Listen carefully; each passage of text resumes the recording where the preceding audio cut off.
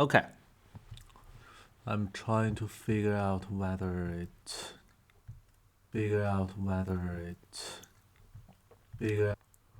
Okay, I think the sound works fine, but I don't think whether I should talk out loud or not. But yeah, this is what it is.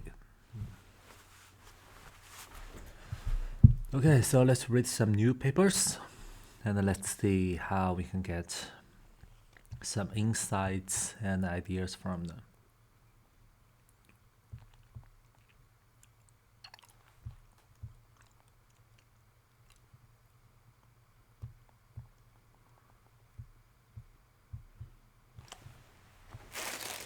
But to be honest, I also have some breakfast that I need to eat. So.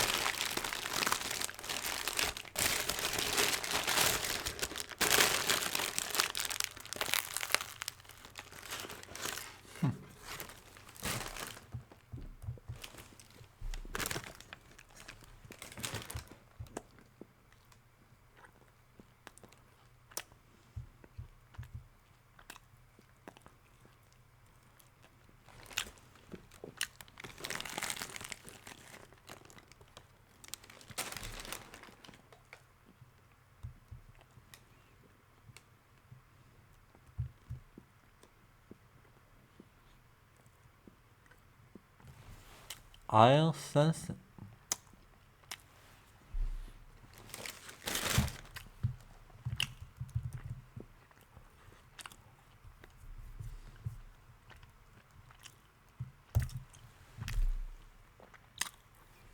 Okay. So I think for this one, ion sensing is kind of important. So when I'm looking at this title first, I can see there's a covalent organic framework. That means that this is the material. And then ion sensing. So I'm thinking about why ion sensing is important and where it can be applied if it is really important and maybe profitable. I think there will be really interesting to look at it, to think about other solutions. For example, how you determine this is the ion, what your selectivity is, how fast can you measure it, and how accurate is your solution is. I think those things are very important, and in order to achieve every metrics, you need a really good solution for that. And what kind of properties can you have, and what kind of property can you have, and what kind of chemical structures can you build. For example, for covalent organic framework, that means that it's a porous materials, right? It has some holes in there. And how large is the holes? How does the distribution of the holes can facilitate this ion sensing? Those kind of questions, I think, are very helpful and very useful to think about. So when you see one paper, don't consider it as one paper. Consider it as a specific example of a much larger questions. Then you will think, okay, so this is just one example of that really important and huge questions. What other solutions can I provide? Or if I want to get to other solutions, what kind of metrics, what kind of physical quantities can I, for example, compute or simulate? So I'm talking about this from a theoretical or computational perspective because I'm doing some computational work. But for experiment, you may think about, okay, what kind of other materials can I synthesize and how can I lower the cost and elevate the higher rate. I think those things are really, really important to think about when you read some paper like this.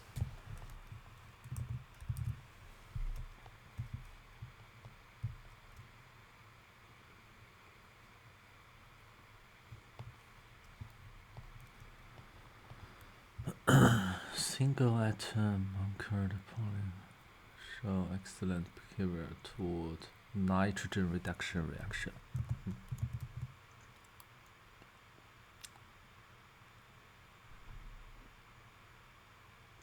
I think it's about high throughput stream.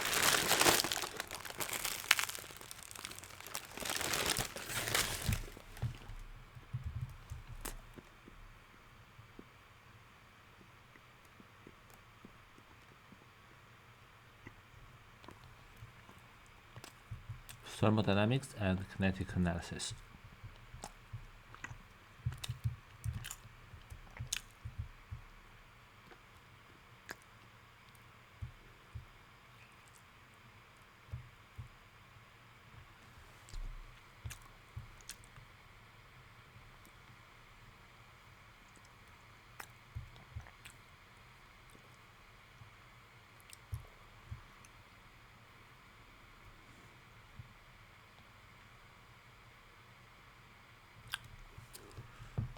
Pyrolytin metal organic framework with gated CO2 absorption.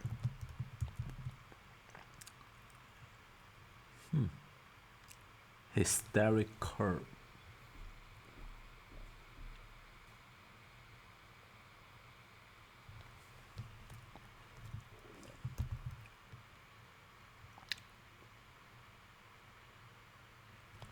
This is the hysteric curve.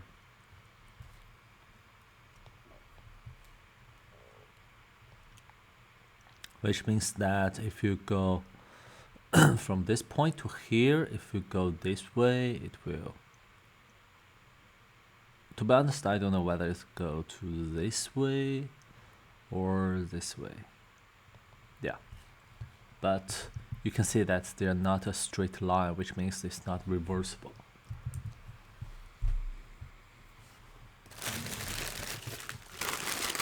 But why is it non-reversible is kind of interesting. What kind of physical phenomena that can cause this?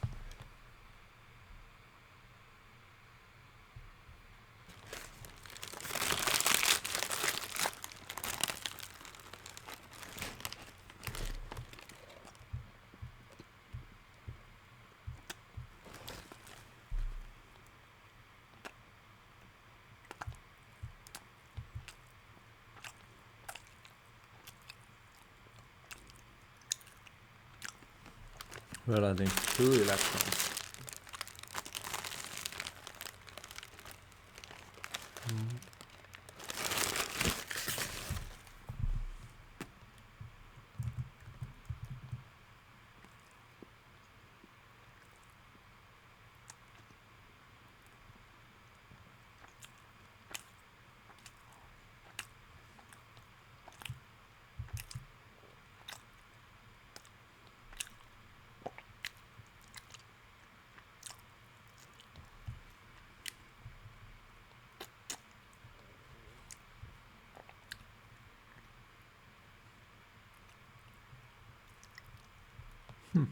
That's pretty interesting.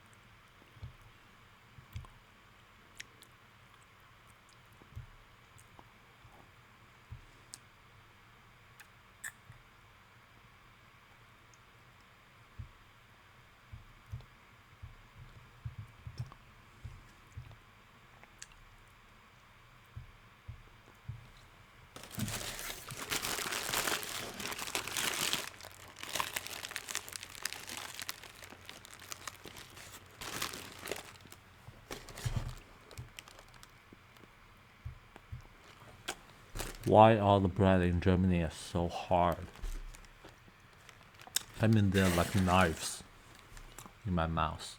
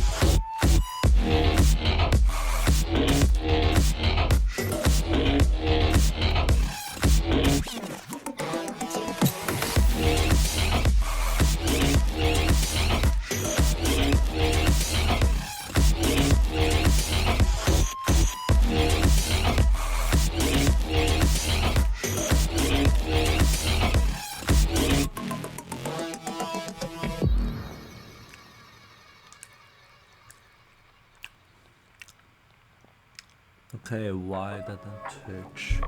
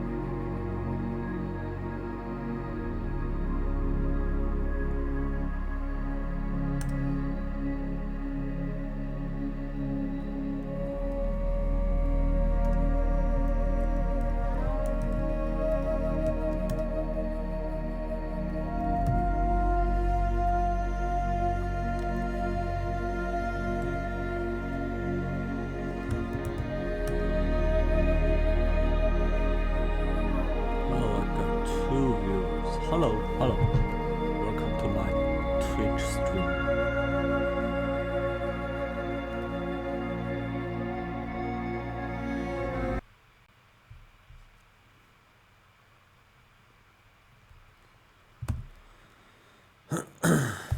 Okay, going to say something about raw message.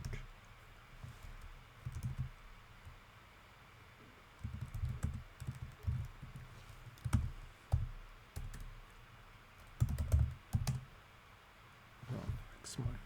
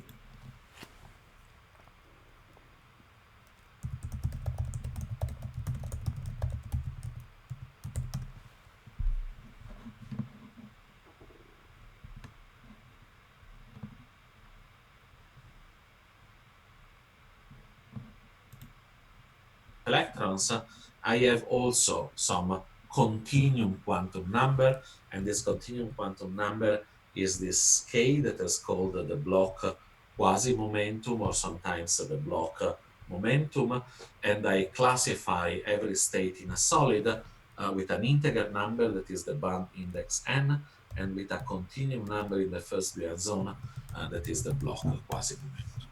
And so it's very common both in experiments, you can measure those with ARPES, or in simulations to plot what are the possible energy states for any possible integer number n, for any possible band index, and for any possible crystal momentum or crystal quasi-momentum, and that is the band structure of a solid. Okay, so we are looking at what are all the possible energy levels for these solids, and those of you that don't need to take this webinar will recognize here a classic ferroelectric perovskites with a band gap with two p states here.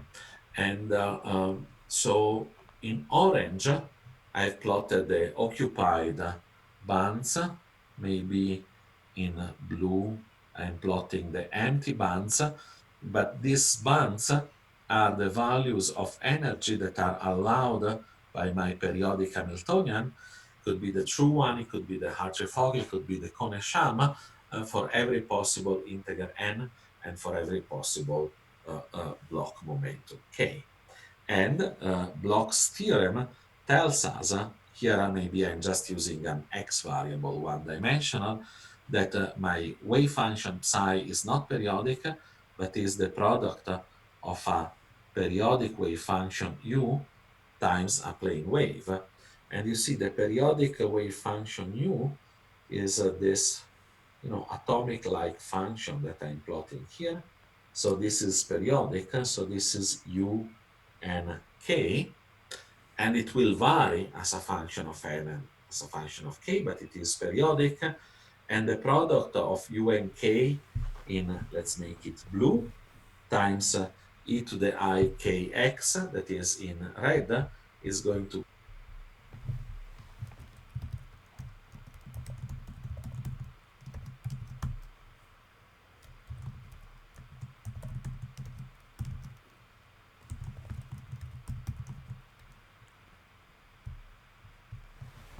Okay, so in here, this, oh no, not phi, should be psi. Okay, so this psi is the wave function, and n and k are two quantum numbers, which means n means the which band, k means which point. So k means the k point in here, and then Boolean zone, and k points are in Boolean zone. But how many k points and how did they distribute it? This is a question.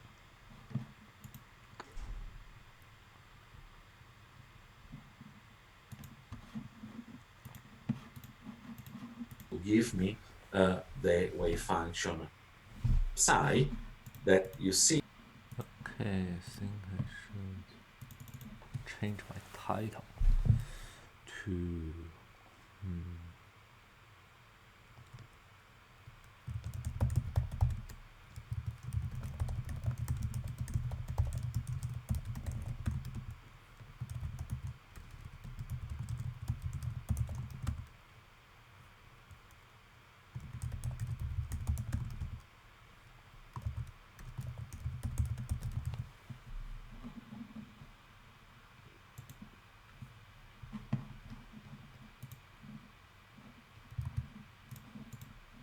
is this black wave function is not periodic, but is the product of something periodic times a red modulation.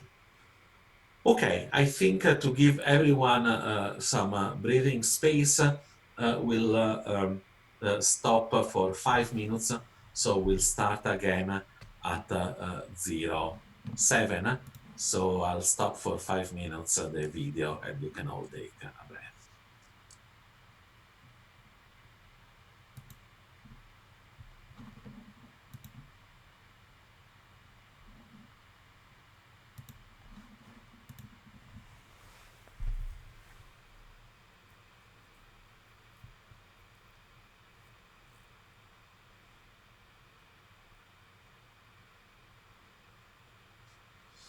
Okay, let's go back.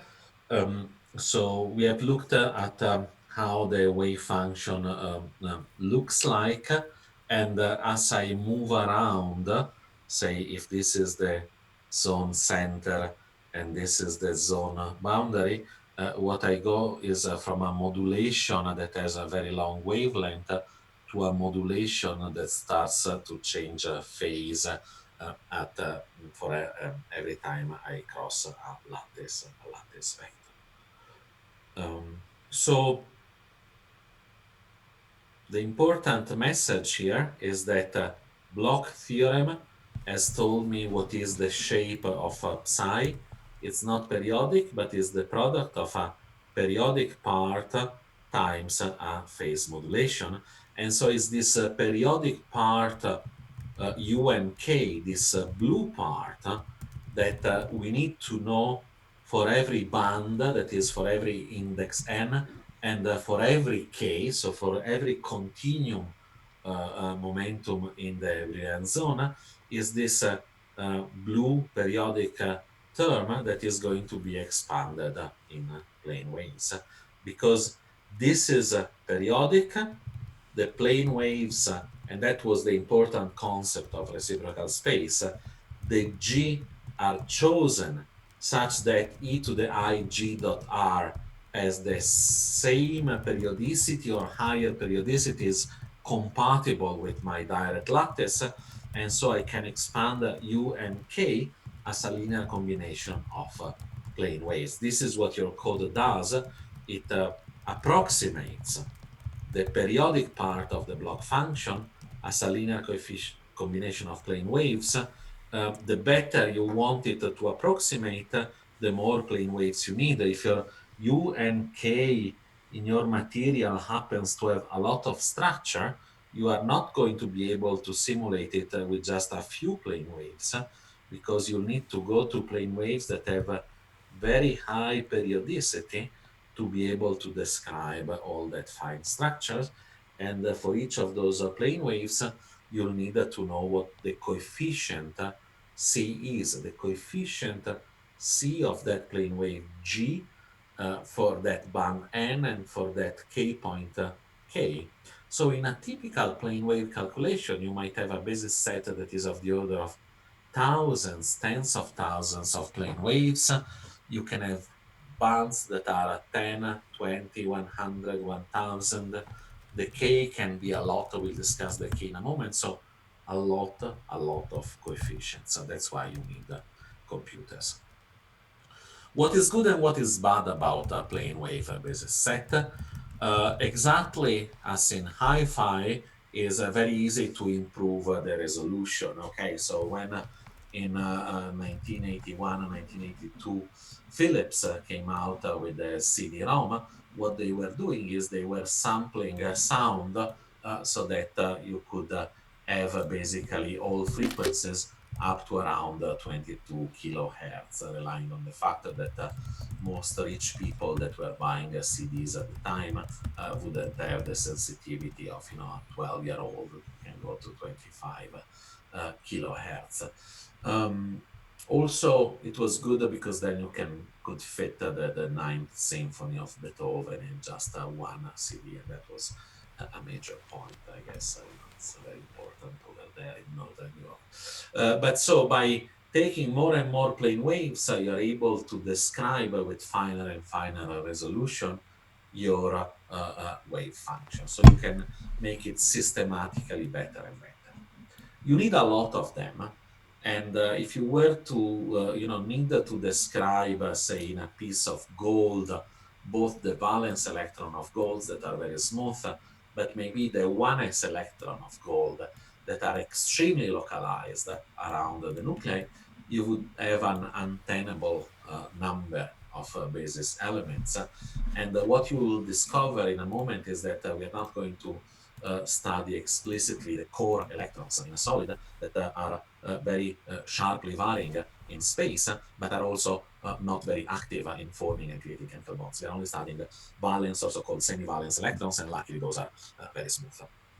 I'll show you an example in a moment that it's very easy to calculate the gradient or the Laplacian of a plane wave expression. I'll comment later on that is very easy to calculate because it's very easy to calculate the Laplacian is very easy to calculate the kinetic energy operator. So remember, if we simplify for a moment and we think of Hamiltonian as being a kinetic energy plus a potential, and the kinetic energy is thus minus 1/2 del square, the matrix element of the kinetic energy between two plane waves is super easy to calculate, because basically if I have a plane wave e to the ig dot r, its gradient is equal to ig times e to the ig dot r. So I see I've done a derivative automatically, and its Laplacian is going to be equal to minus g square e to the ig dot r. So twice, I've taken the, if you want, divergence of the gradient.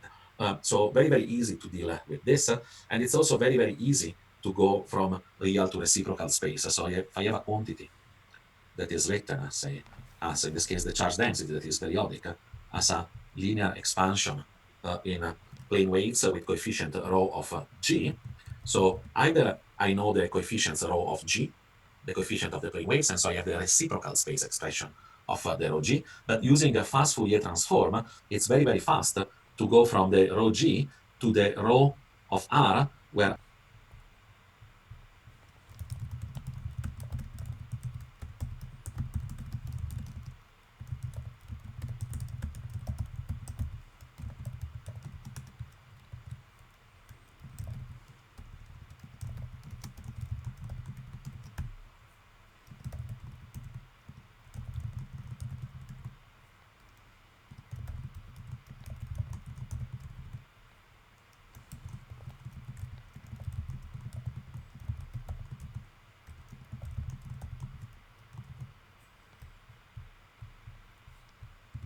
R belong to a direct space mesh. Say this could be the Wigner size cell of my crystal, belong to an equispaced Wigner size cell that is nothing else than the dual of my set of G vectors. So fast Fourier transform allow us, if we have the rho sampled in real space on a grid, to give us the coefficients rho of G very efficiently.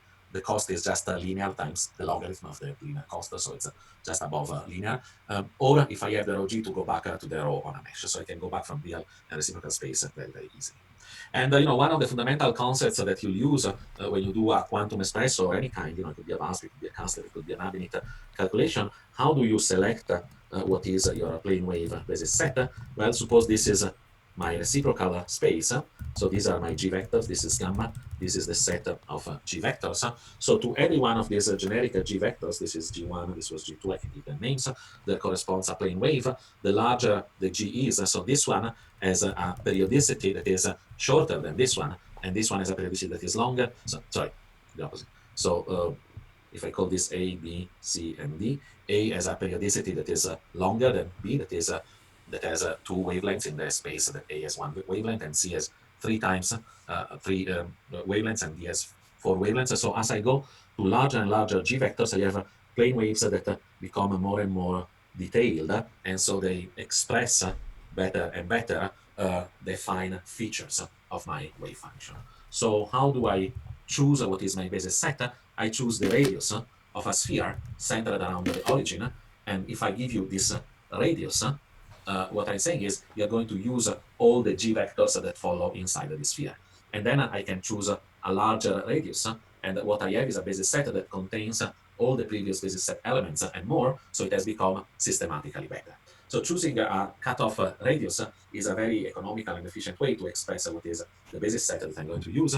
And actually, rather than using the cutoff radius, we give the energy that corresponds to that radius, because if, let's say, this corresponds to a vector G max, the kinetic energy of that G max vector, remember the Laplacian of e to the I G max is going to be minus G square, and so this kinetic energy is equal to 1/2 G square. So this quantity is called in quantum espresso E kata. It could be the wave function cutoff, or it could be the charge density cutoff. Let me make a little detour. If I have that, say, wave function is written as u times e to the I k dot r, I dropped the index n just. Let me make a little detour, and so this kinetic energy is equal to 1/2 G square. So this quantity is called in quantum espresso E kata. It could be the wave function cutoff, or it could be the charge density cutoff. Let me make a little detour. If I have that, say, wave function is written as u times e to the I k dot r, I dropped the index n just for simplicity.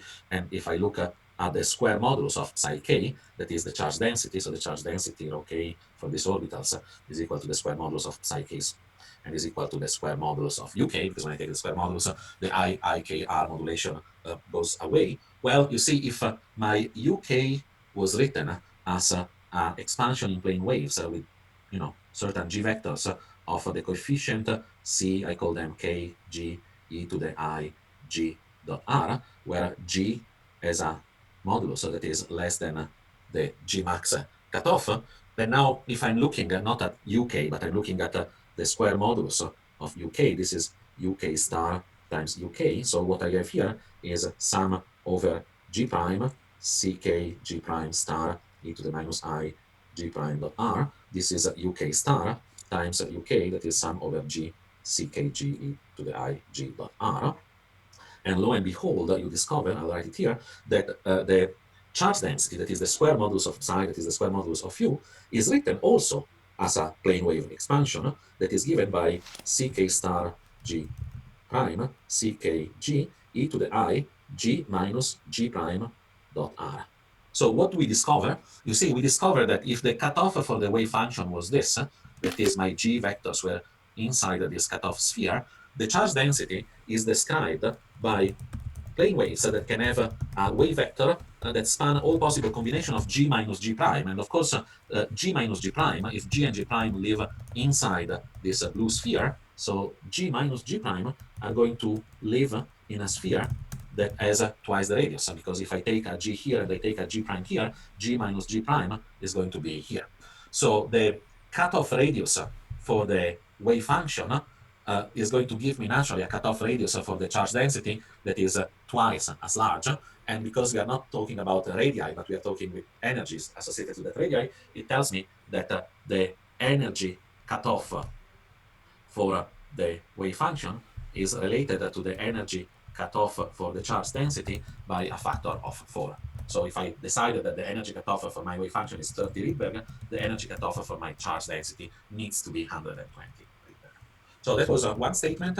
The second statement that is also important to know, let's do this in black, is that, as I said, Laplacian are easy, and I'll give you an example of how am I going to solve the Poisson equation using a plane wave expansion. So Poisson equation is the Laplacian of V is equal to 4 pi of rho, and suppose that I know that rho is given by a plane wave expansion where the rho g coefficient I know. So I know what is my plane wave expansion. And V, I don't know, I want to solve this equation, and I write V also as a plane wave expansion, but the Vg are not known. Okay, so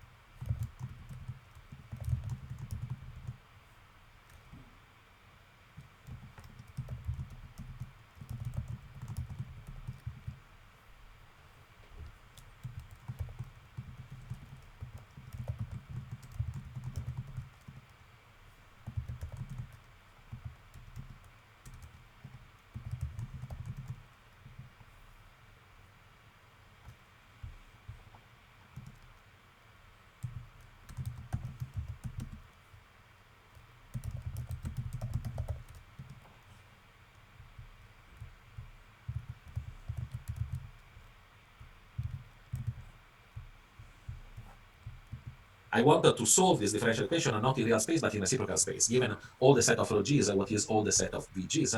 And that is, you see, super easy because I insert these equations here, and what I get is a sum over g vg times minus g square e to the I g dot r is equal to 4 pi sum over g rho g e to the I g dot r. So plane waves happen to be also orthogonal, and orthonormal, I won't go into the normalization of periodic function here, but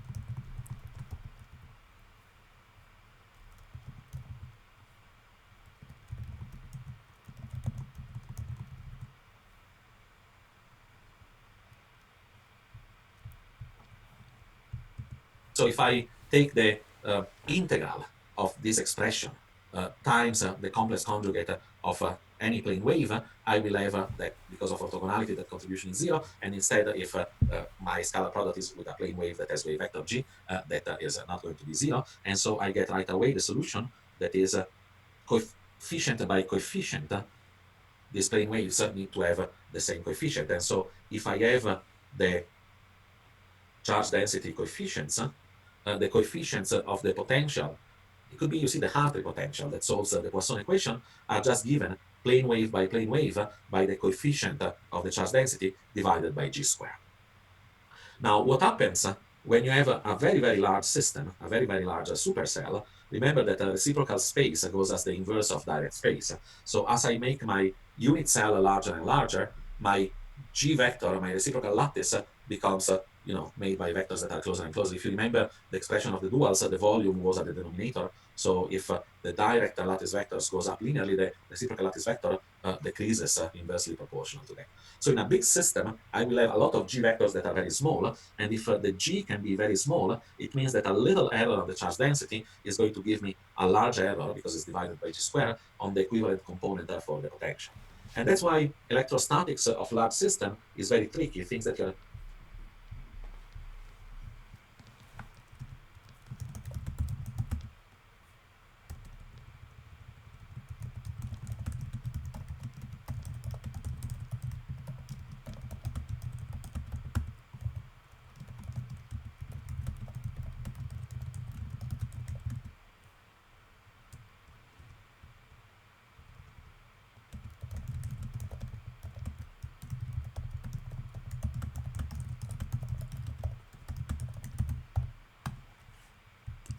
starting by first principle, a metal slab with vacuum, or maybe with some molecule looking here and smiling at you.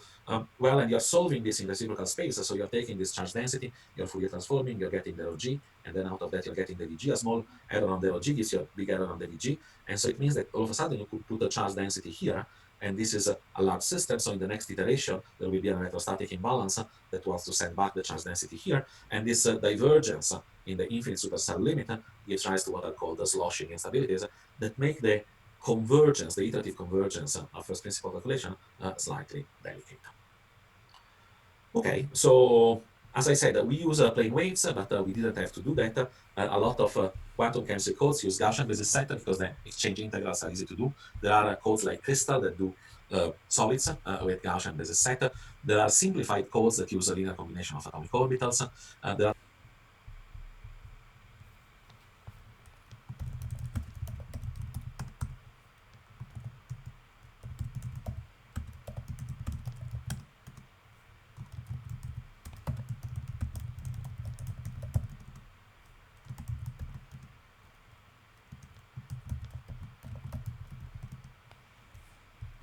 codes that use a linear muffin tin approach that has been introduced by OK Anderson in the 70s. I don't know if you know what a muffin tin is. Muffins have become very popular ever since cupcakes have become very popular. So a muffin tin is something to bake cupcakes in the oven. And so a muffin tin approach is an approach where, seen from the above, we partition space in atomic spheres around the atoms, and we use one set of basis sets inside, and in the interstitial valence region, we use plane waves, and we have to match the basis set at the boundaries very well. And that in particular, LMTO was very powerful when it was first introduced because it could allow to do calculations that before were impossible. These days, we even do better. We use linearized augmented plane wave techniques that again use atomic-like basis sets inside the sphere and plane waves in the middle, and allow ultimate accuracy. So often there are a lot of reference calculation or calculation on very delicate properties that can be done rather than using plane waves and pseudo potential, using all electron technique.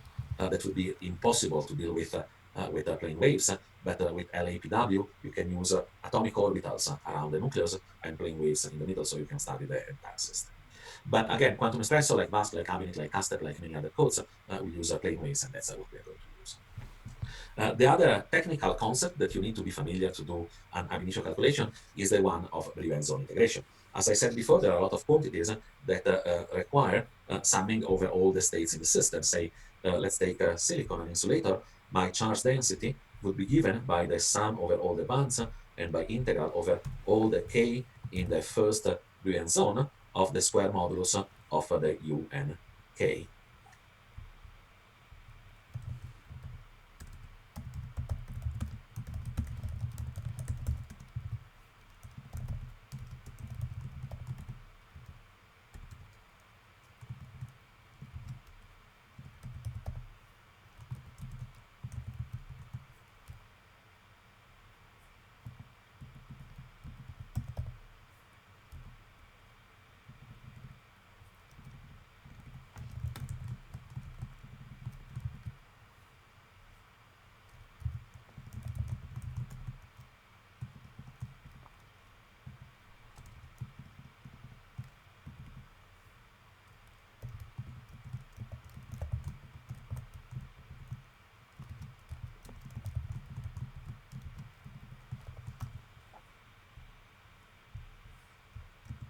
okay? So we can't do continuous integrals in our calculation. So what we are going to do is we are going to do sampling. That means we take the brilliant zone and we sample it on a finite discrete mesh of k points. So we don't consider all the blue states, but we consider all the black states. And by increasing the fineness of our k point sampling mesh, we do better and better.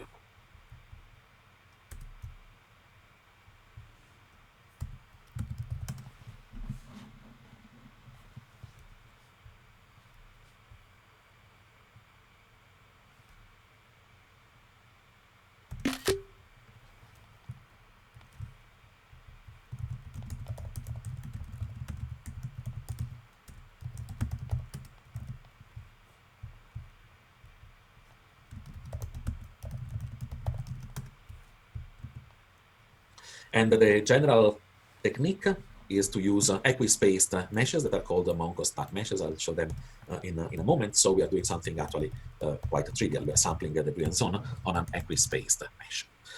There are a couple of subtleties, one that I'll describe later. If you have a metallic system, you have a Fermi energy that separates the empty states from the filled states.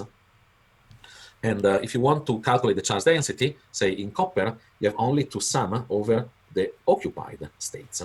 And so what you have in a metal is actually a discontinuity. You might be following a band and integrate things, but as soon as that band crosses the Fermi energy, it doesn't contribute anymore to the charge density of the system. The simplest case could be a case of a very simple model one-dimensional system that has a Fermi energy here. This is the band structure. So what I have when I do the integral, I need to count the states, but as soon as the states cross the Fermi energy, their occupation goes to 0. So you have to integrate a discontinuous function.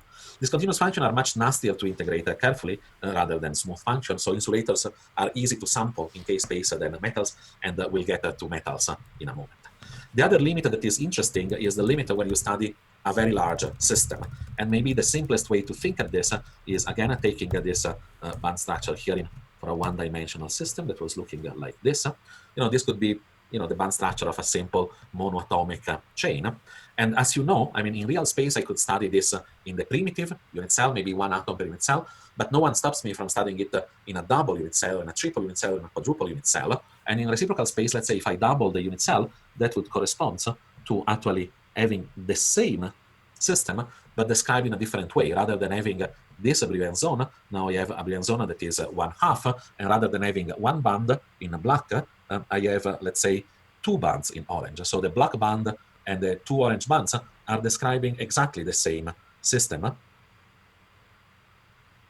but in a different representation. The black one comes with having in direct space one atom per unit cell. The orange comes from having two atoms per unit cell. And as I increase my description in real space, what I get is that my bands get folded and folded and folded. So, I might end up with having something that looks like this. So you see, if I study this system in a very, very big supercell, I have a very small brilliant zone, and I don't have to do a lot of effort in sampling it because I just sample it at one point, because when I sample it at one point, I get all this point here in the middle that corresponds to taking all this point here. So if your unit cell is very large, you can get away with a very coarse sampling, maybe just one point. It could be the gamma point, it could be the zone boundary, or you could ask yourself the question, very smart, of if you can only afford one point, what is the best point that you can choose? And it might not be the origin, it might be something else, and that's called the Baldereschi point. And if you're actually dealing with an FCC lattice, that's 1/4 2 pi over a. This was especially relevant when calculation was so expensive that you could use you could spare any CPU that you could, and so you wanted to sample those as little as possible. But it's still very relevant these days. If you are studying a system in a big supercell, then maybe you can get away with only one point, but then maybe the Baldereschi point is better than the gamma point because it's actually more accurate.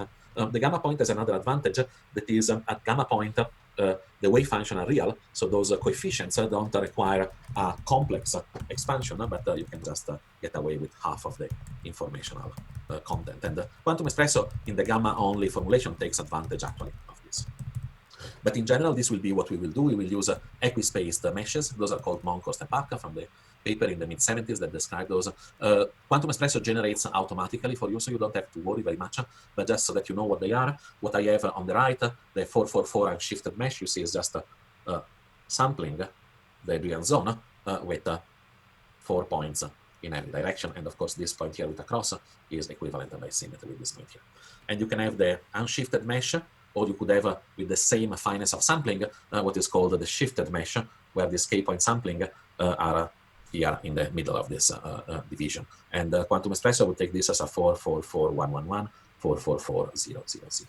One thing that is very important, suppose for a moment we are studying, and this is a real space cell, a carbon nanotube that, we might describe by something like this. In reciprocal space, you'll have also a Brillouin zone, but what happens in your system is that this y direction is the direction of periodicity, and so is the direction in reciprocal space where there will be band dispersion. In reciprocal space, in the x and z direction, there will be no dispersion because the system, the nanotube, is effectively isolated and is not talking with its periodic images. So the states don't have a k dependence in their expectation value for the energy. So the Monko-SPAC mesh that you would use in this case is not maybe a sequence of better and better Monko-SPAC meshes, 222, 333, 444, until your quantities are converged. You don't need to sample in two directions, so they will be 121, 131, 141. And 141 is going to cost 16 times less than 444. You have 64 points in one case and only 4 points in the other. So that is also very important to remember. If your system is not truly three-dimensional, but is separated by vacuum, in this case, two direction, as is the case for a carbon nanotube, or in three direction, if this was a molecule, for a molecule, you always only use gamma sampling, For a molecule, there is no point in sampling anything because the molecular states don't have any K dispersion. If they have a K dispersion, it means that you don't have a molecule, but the molecule is filling its periodic image, so you're actually having something that is an organic crystal. And if you have, say, a layer of graphene, you sample in the plane, but you don't sample perpendicularly. The last thing that makes actually our calculations less expensive in solids is exploiting a symmetry operation, the point group symmetry of the system. You might have mirror planes, you might have rotation axes. If you are studying, a silicon crystal, you actually have 48 symmetry operation of the TD point group. And symmetry is used very effectively in doing these sums, because rather than, say in this case, if this was my Brillouin zone, rather than summing over all the K that belong to the Brillouin zone, I will not demonstrate it, but I can use this relation that tells me that if I know the orbital at a certain K, I can obtain the block orbital at a certain, sorry, this is unreadable, at a certain S of K, that is at a K that is related to the previous one by a symmetry operation, simply counter-rotating my points in real space.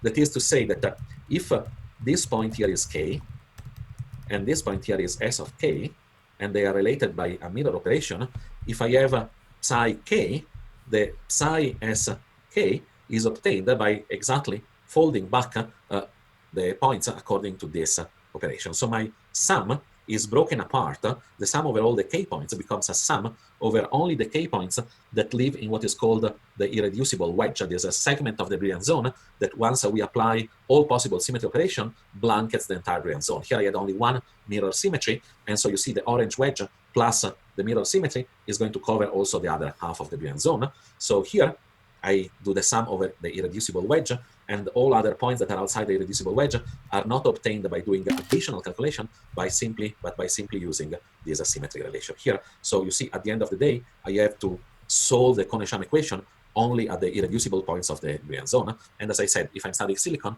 is a saving of 48.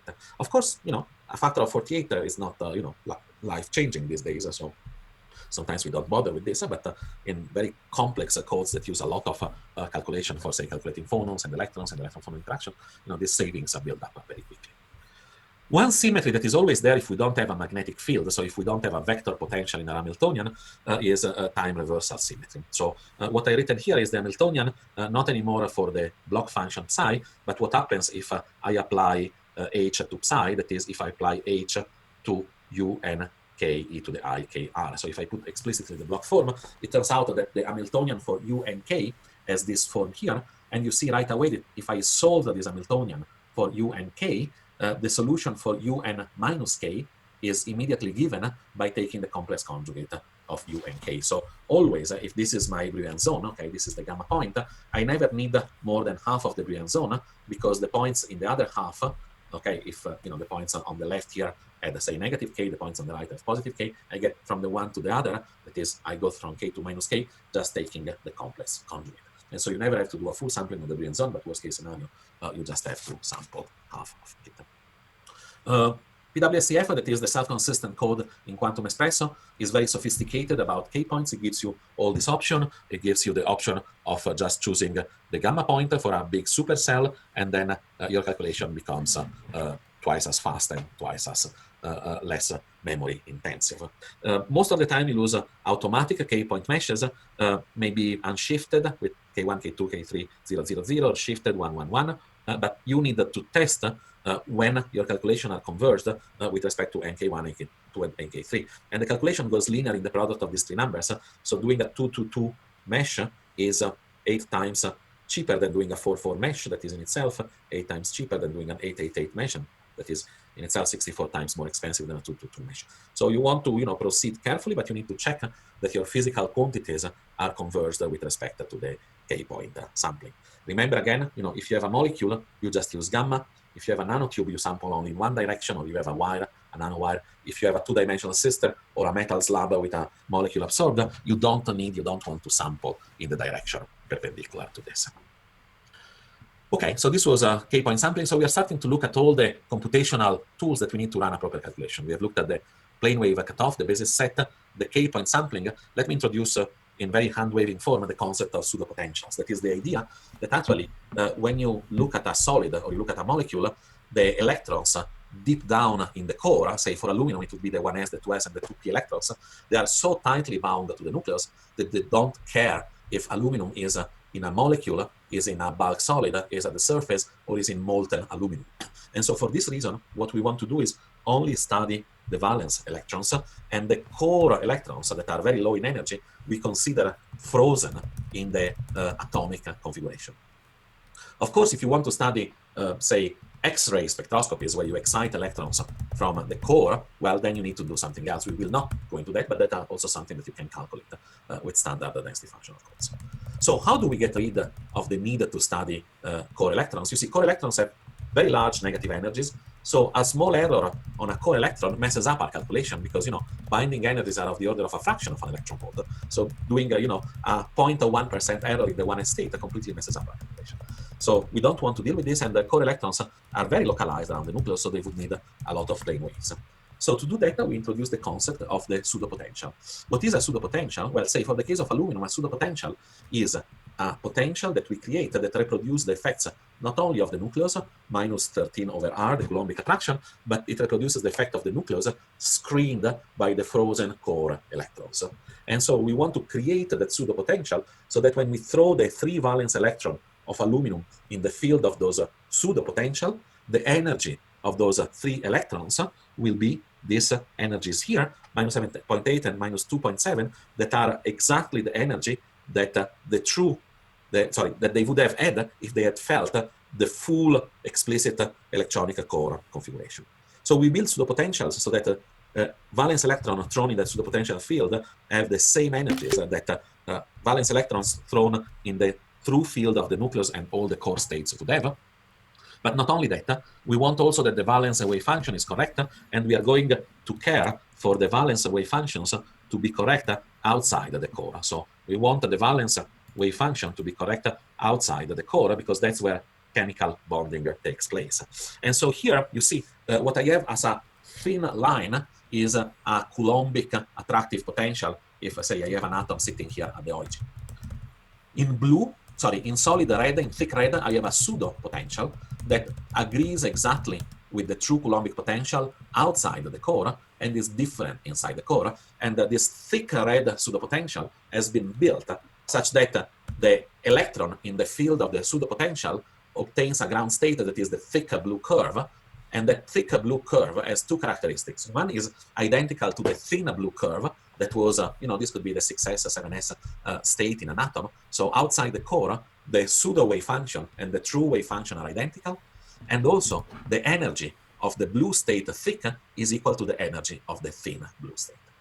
How to do that, how to build the pseudo potential is very complex, but you gain a lot because all of a sudden you don't have to study all those core electrons that are very high energy, so very little error are going to be very harmful, and they are very sharply picked, so they require an impossibly large cutoff. How do I build these pseudo potentials?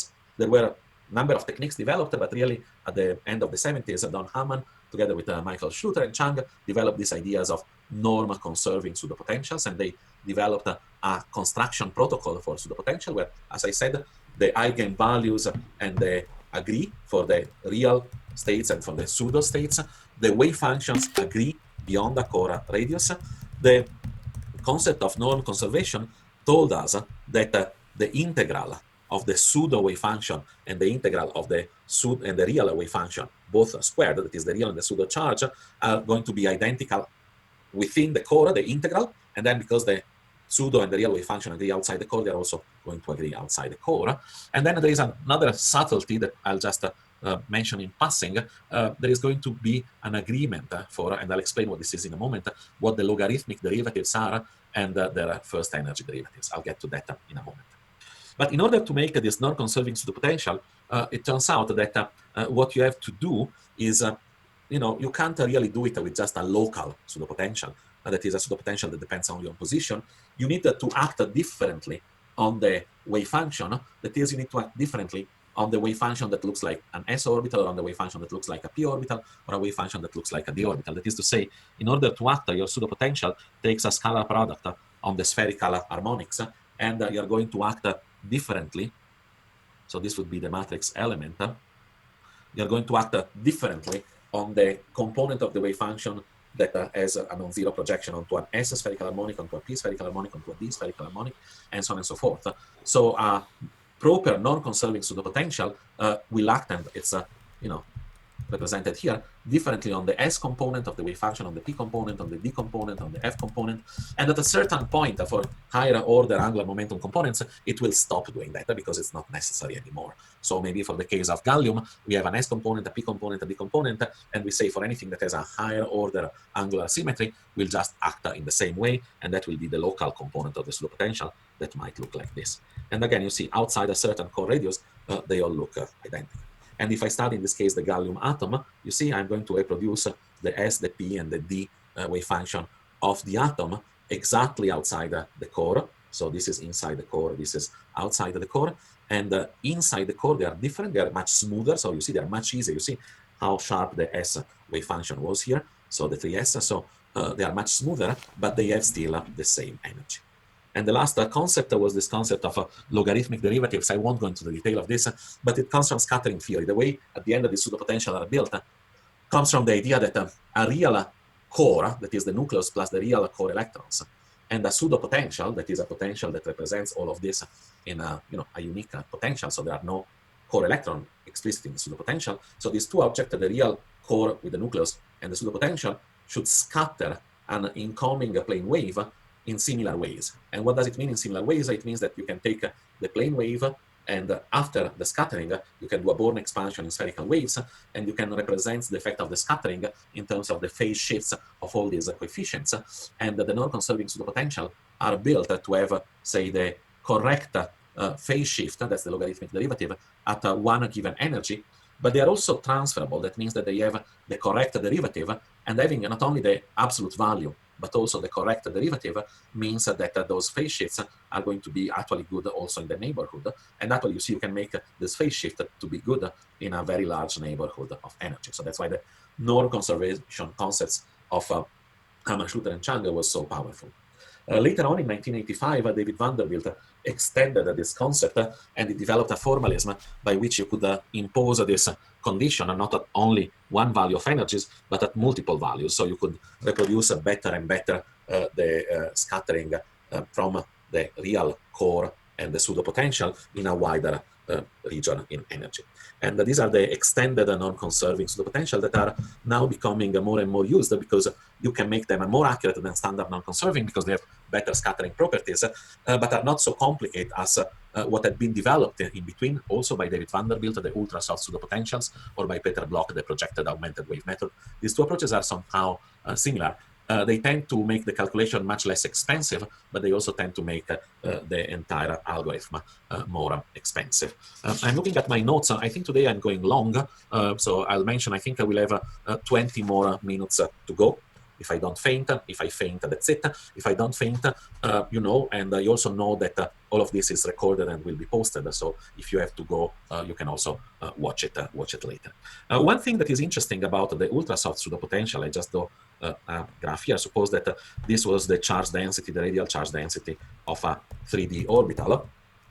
Well, the ultra-soft and similarly the projected augmented wave does a very smart, introduces some very smart formalism to make the wave function, the pseudo wave functions that we have in our calculation, even smoother than what non-conserving pseudo potential could do. And when they were introduced in the early 90s, it means that materials that were very challenging for plane wave calculation, materials with 2p electrons or 3d electrons. You see, 2p electrons or 3d electrons don't have to be orthogonal to 1p because there is no 1p, or to 2d because there is no 2d. So 2p and 3d electrons are very compressed towards the nucleus, so they need a lot of plane waves. They are very tough to describe, and ultra-soft pseudo potential managed to describe those with very, very smooth pseudo wave function. But in that, what you lost is that the charge density was not anymore the square of the wave function, but was actually the square of the wave function plus some so-called augmentation terms, because the charge density is a physical observable. And so if I make my wave function smoother than it should be, I'm not going to have anymore that the square of the wave function gives me the true charge density. I need to have this augmentation terms. And so because of this, it means that the relation between the cutoff for the charge density being 4 times the cutoff for the wave function has become broken. The cutoff for the charge density cannot change because of any computational trick that I do, because that's a physical quantity and that depends on the system I'm studying. With the ultra-soft pseudo potential, I can make the cutoff on the wave function smaller, and so it means that the ratio between these two is not anymore 4, but it could be 6, 7, 8, 10, 12. It's something that in principle you also have to test.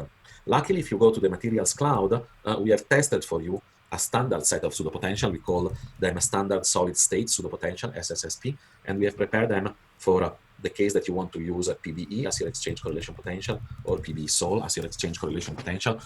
No one has generated, as far as I know, a set of pseudo potential for the scan functional. That would be very good. There are some, but not an entire periodic table. So there are going to be inconsistency when you do scan calculation between your pseudo potential that has been generated using density functional theory for the atom, but with an exchange correlation that is not the one that's using the solid. And I don't like it, and a number of us don't like it. But this is to say that, given the pseudo potential that you're using, those can be hard. Like if you use non-conserving pseudo potential for oxygen, they might require a cutoff of 80 Rydberg or 100 Rydberg. If you use ultra-soft pseudo potential or PAW, you might get away with 30 Rydberg, and there is a huge difference in the cost, but you need to make sure that also your cutoff on the charge density is correct, and there is not going to be a factor of 4 between the two. Let me go to something else as well. That is, I wanted to delve a little bit deeper in this concept of metals. That is what happens when you have actually a Fermi energy separating the occupied states by the unoccupied states. And as I said, that makes our integrals that here have been discretized as Monkhorst-Parker meshes much more tricky, because now we have to say if that state is occupied or not. Okay, so f is equal to 1 occupied, or is equal to 0 if the state is unoccupied. So this is really a sharp discontinuity. I was doing my happy integral here, but things drop to 0 when this band cuts.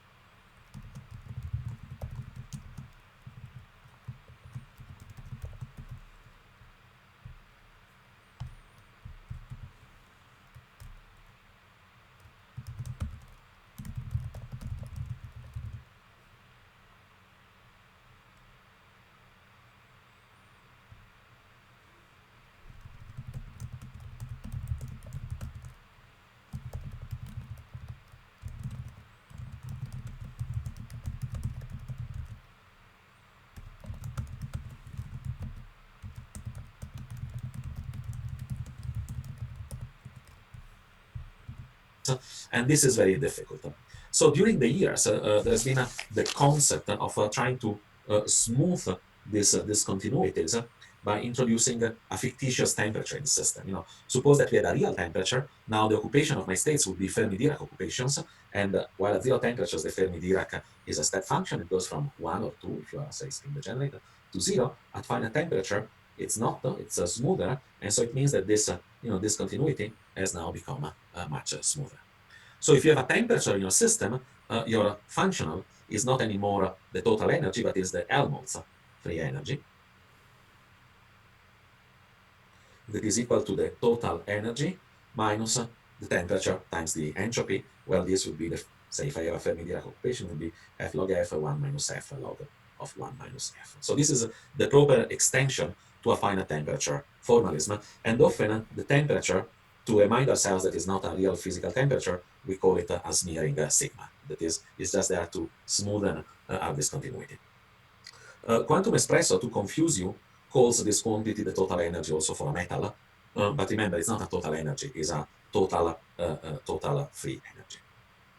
And so all of a sudden, what happens is that now you have an additional thing to figure out, that is how much temperature or how much smearing you have to give to your system. And things are delicate. Here I'm looking at a physical quantity. I think this is an ion bulk system with a few atoms in the primitive cell, and displacing one, I'm measuring, calculating the force on an atom.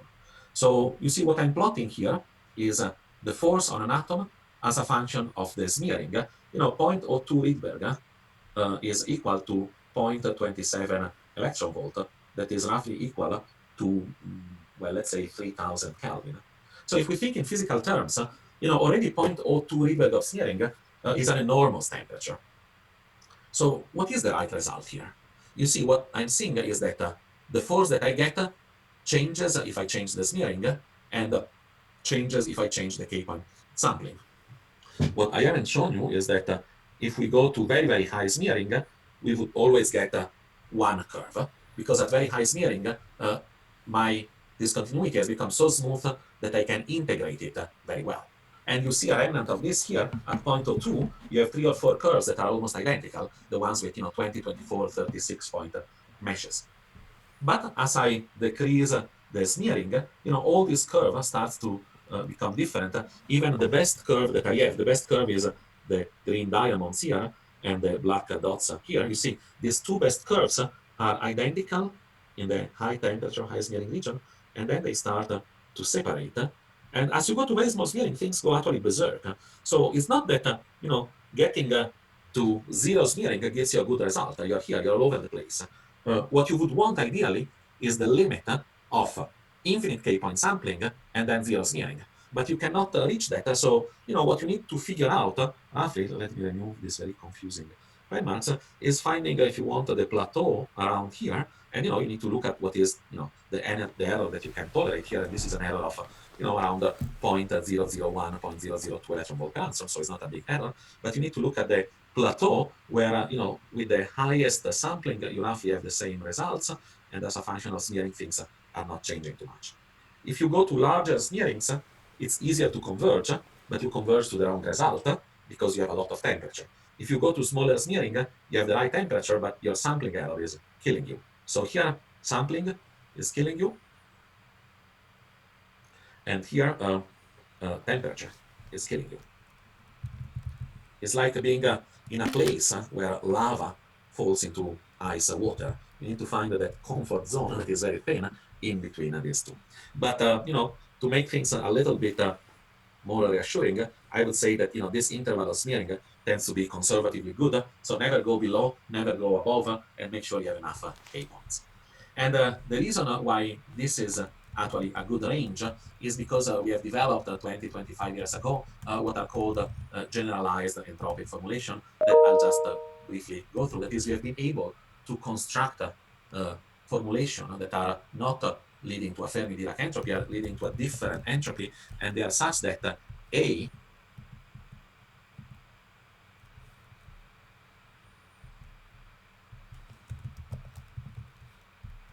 never go above, and make sure you have enough K-points. And the reason why this is actually a good range is because we have developed 20, 25 years ago what are called generalized entropic formulation that I'll just briefly go through. That is, we have been able to construct formulation that are not leading to a Fermi-Dirac entropy, are leading to a different entropy, and they are such that A, the free energy, as a function of the fictitious temperature sigma, is actually quite flat. That means that if A is flat as a function of temperature, I can do my calculation at high temperature, where my k-point sampling is converged, but this number that I get is actually very, very close to the number I will get at zero temperature. How do we do that? Well, we write the generalized Helmholtz free energy, and we look at the minimum conditions of these functionals. So I minimize it. I have two Lagrange multipliers on the total number of electrons on orthogonality, and I have the derivatives, functional derivatives with respect to the wave function, and I have the derivative with respect to the occupations. And in particular, these derivatives gives me a constructive relation between the expectation value of the Hamiltonian, that's not the eigenvalue, it's the expectation value of the Hamiltonian on that psi I, minus the Fermi energy, the chemical potential mu, and this is equal to T times the derivative of the entropy with respect to the occupation. So this can be written also epsilon I minus mu divided by T needs to be equal to the derivative of the entropy with respect to the occupation. So from this, we can do something very simple.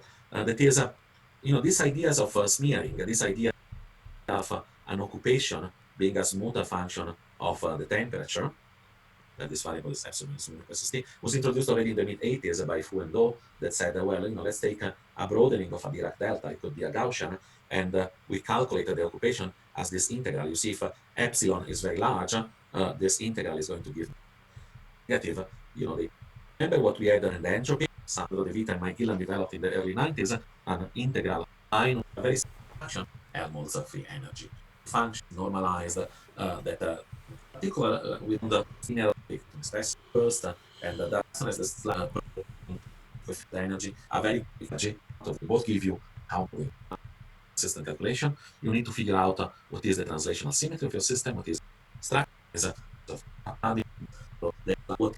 something called the quantum espresso input generator that allows you to very simply upload a structure, choose a table of pseudo potential for PBE or PB sol, either efficiency that is less accurate but less expensive, or accuracy more accurate, and then you just have to decide if your system is insulating or metallic, and if it's magnetic or non-magnetic, and you decide one of the standard three meshes of k-points, and quantum espresso generates the quantum espresso input generator generates for you the input file. And if you want to plot band structure, there is another tool called SIGPath that gives you also the appropriate crystallographic approved path in the brilliance. With how to get to self-consistence, and exactly as in Hartree, Archie-Fock, connection up exchange correlation. And so this is typically given by sums of atomic densities. At this point, so we can construct the Hartree operator, the exchange correlation operator. So we have the Hamiltonian. For that Hamiltonian, we solve the Connection equation. This Connection equation gives us a set of, phi 1, phi n for a molecule, or a phi 1k, phi n k for a solid, with k belonging to the Monkhorst Park mesh. Now with these phi's, we calculate the new charge density. This was maybe rho 0. Now we have rho 1, and with rho 1, we construct the Hartree exchange correlation operator. We solve, we get a rho 2. We iterate until things stop changing. And this process can get to self-consistency. More often than not, this process would actually not converge, but you can get a little bit smarter and introduce a damping term. You can say that the new charge density that enters into this loop is not equal to the old, but is actually just equal to a fraction of the old plus the remaining of the previous one. So you sort of mix the charge density in an iterative way. By making beta very small, you slow down the process of updating what was your initial starting condition, so you much more smoothly move around, and if you're lucky, it becomes easier to converge, although you might also be slower. And this is actually what is taken from the review of modern physics of Mike Payne on the total energy pseudo potential plane wave method from 1992. This is exactly what I said, just in graphical form. So, but if you don't converge and you decrease your beta and nothing happens, you just might be unlucky, and your system, is very tough to converge. Maybe it's very large, maybe it has sloshing instability, maybe it has two levels, one empty and one full, that keep oscillating back and forth, and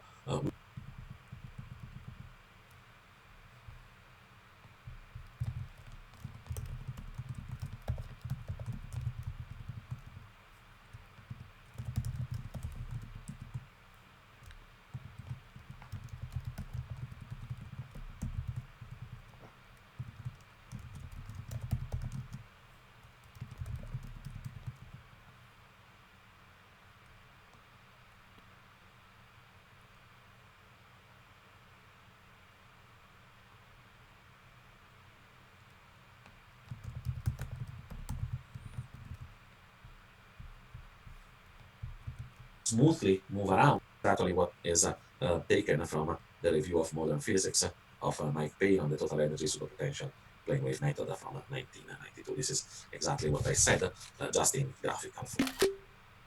So, but if you don't converge and you decrease your beta and nothing happens, you just might be unlucky, and your system, is very tough to converge. Maybe it's very large, maybe it has sloshing instability, maybe it has two levels, one empty and one full, that keep oscillating back and forth, and which one to fill. And so I wanted to introduce the complementary approach that maybe might be less efficient, but is much more robust to converge total energy plane wave calculation that is based on variational recipes. That is the idea that I've given before, that rather than iterating to self-consistency the Hamiltonian and the Kohn-Sham equation, you could do a direct nonlinear minimization of the energy function. And to give you an example, I've written here the kinetic energy for a simple case. I haven't put k points. I've just put, say, orbitals with just a discrete index n expanded in plane waves. And, in the energy, as I already told you, there is, for the every plane wave, we have a 1/2 g square component.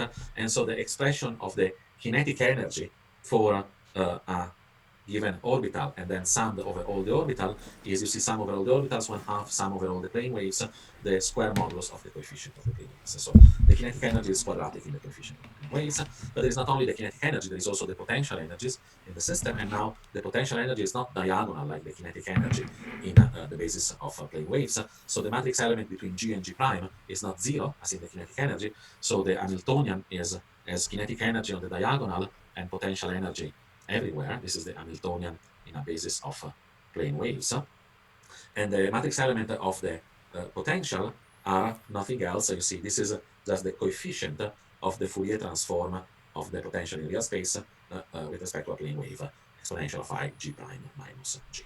So if we put the two together, and if for a moment the Hamiltonian, the total energy of the system, was just given by a kinetic energy term and a potential term, without considering that in Kohn-Sham we have the external potential, the Hartree potential, the exchange correlation potential, but you see there's a little star here, it's difficult to see. This would be the expression of the energy, and we can minimize it with respect to all these coefficients. So finding the ground state can be seen not as an iterative process, but as a minimization of this form that is here. It looks like a quadratic form on the coefficient Cg, but once we have not only the, say, external potential, but we have the external, the Hartree, and the exchange correlation. In this potential, the charge density enters, so this coefficient enters inside the Fourier transform of the potential, making this a nonlinear minimization problem. But it's still a problem that people have studied, and so we can try to minimize this in the space of all the possible coefficients. So I've written it here again. My approximate here energy function, because I don't have Hartree and exchange correlation, so I can minimize it in the space of all these coefficients. So it's a multi-dimensional minimization. Remember that you might have thousands or tens of thousands or hundreds of thousands of coefficients. How do I minimize in a space of coefficients? Well, maybe I'm somewhere here in the space of coefficient, that is, I have certain values, and I need to evolve to get to the minimum of the energy in this multi-dimensional space of 10,000 dimensions, and each coefficient has its own dimension, and I need to get to the global minimum. But the process is similar to what you would see in a, say, this case, one-dimensional or two-dimensional system. Maybe we have a two-dimensional space of coefficients, and we want to get to the minimum of this energy in the space of C1 and C2. There are a lot of techniques, but one thing that you want to know is what is the derivative of the energy with respect to C1 or C2, because that gives you the right direction, the right gradient where to move. So in general, this is written in a compact form. We need to know what is the derivative of the energy, in this case, a functional derivative with respect to, maybe these are just real coefficients, and actually it turns out that this derivatives is just given by the application of the Hamiltonian to psi I. So if I have a wave function, the application of the Hamiltonian gives me the direction where to move minus. And so I can start to find the ways with these derivatives to go to the bottom. And there are sort of two main ways to go to the bottom. One is to say, well, if I'm here and I feel a force like this, I can use that force as an acceleration. So, I'll start moving in the space of coefficients towards the bottom, but because I'm feeling the force as an acceleration, by the time I'm here, I have a zero acceleration, but I have still a velocity. And so, without any damping, I would oscillate forever. And so I need to put some damping here to make sure that at the end, I converge to this ground state. The other possibility would be to say that I instead move with a velocity. This is, you see, acceleration versus velocity, 1 dot or 2 dots. So if I have a force that is proportional to the velocity, again, I'll start moving. But a force that is proportional to the velocity means that I have critical slowing down. As I get closer and closer to the minimum, I never reach it because my driving force goes to zero. So the first recipe that we'll call Carparinello and the second recipe that we'll call conjugate gradients have the defect one that Carparinello overshoots the minimum and it has to be damped down. Conjugate gradient has a critical slowing down and it has to be pushed to get to the minimum. But these are the two main techniques. Conjugate gradient comes again from some mathematical analysis in which if you have, say, a potential energy surface that is very asymmetric and you use the gradients to get to the bottom. So you see here, I'm moving along the gradient until the derivative along that direction is zero, then I move along the gradient, I zigzag to the bottom. And it's much better once I've taken the first step, not to move in the steepest descent direction, but to move in what is called a conjugate direction that takes the steepest direction, but tries to make sure that as you move in the direction, you don't lose the minimization that you have done before. You see, if I were here, I'm moving along the steepest direction. It's true that I would improve along that, but I would do worse with respect to what I've done at the previous iteration. So conjugate gradients does that, and conjugate gradients techniques have what have been used in a lot of codes, CASTEP especially, to get in a very robust way to the ground state, and thus keep that way down to the ground state. We'll see that tomorrow you can calculate forces and then maybe let atoms move using molecular dynamics techniques. But exactly, if I'm looking at a system during a time evolution, so if the atoms move, every time an atom moves, I have a new potential energy surface, and so I have to minimize, I have to minimize, I have to minimize, and so getting to the minimum at every step is an expensive operation. And that's the idea that came to Karen Parinello in the mid-1980s, that is to say, well, let's try to find a way by which we don't have to reach the minimum of this total energy is the function of the coefficient space at every step, but we teach the coefficient how to evolve themselves so that they follow, maybe not exactly, but they follow very closely what would be their minimum at every instant at every time step. So this could be time 0, this could be time 0 plus delta t, this could be time 0 plus 2 delta t, and so on and so forth.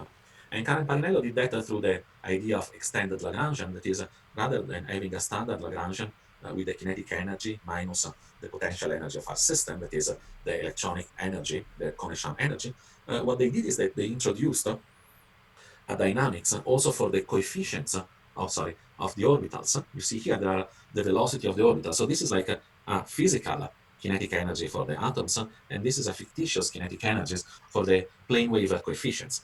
But by making the mass of these fictitious plane wave coefficients that are now thrown into my dynamical algorithm, by making this mass very, very small, it's like making them the flies in the cow. The cow that are the atoms can move, and these coefficients don't affect the dynamics, but just follows the atoms and very quickly rearrange themselves in that blue line at the bottom of the evolving potential energy surface.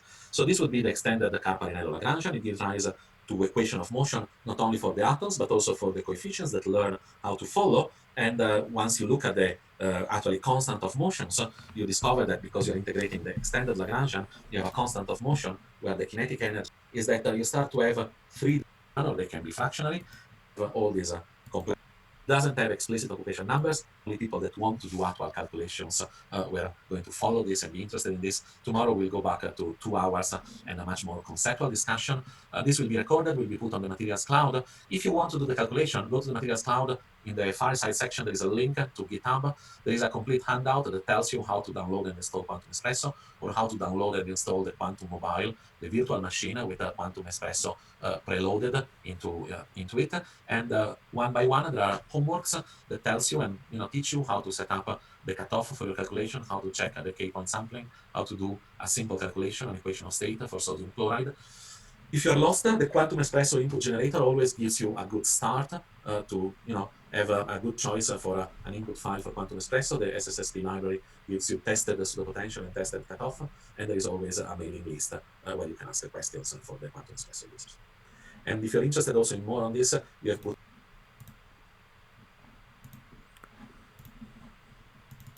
Okay, so in here it's so in here it's all the so the ground truth outlier.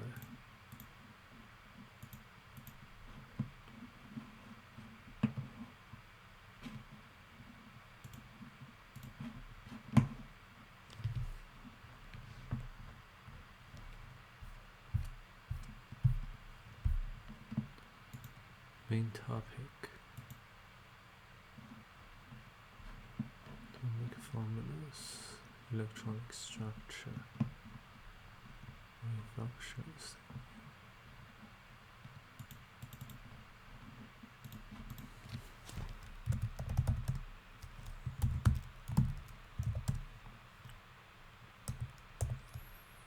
Okay, so I guess the okay. Yeah, let's do another thing.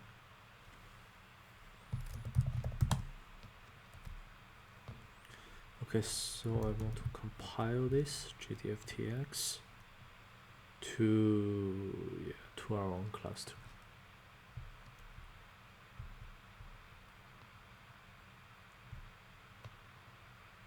Prerequisites dependencies.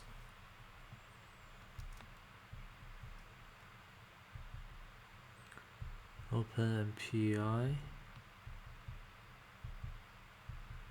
This is OpenMPI. Promoting compiler. What kind of compiler?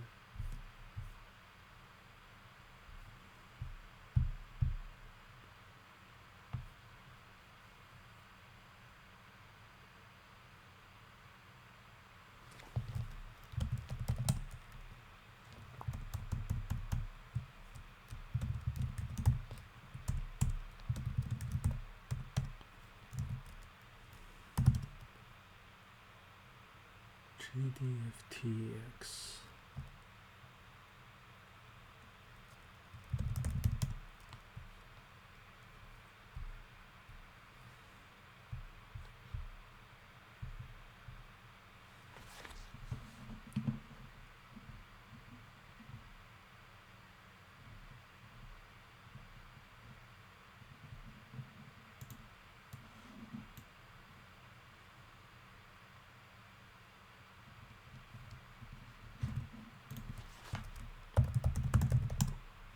Modular lists. And compiler.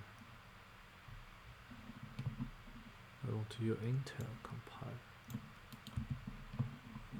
Intel. NKL.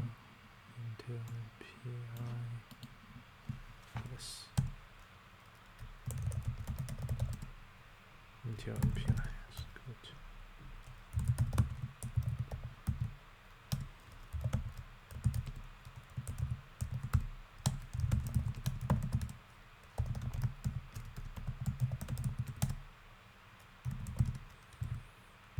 Okay, good. Now I have JDFTx. Build. CMake options. What kind of options do we have?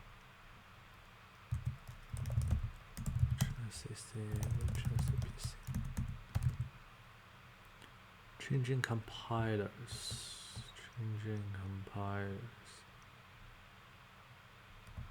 Okay. It can also get GPU.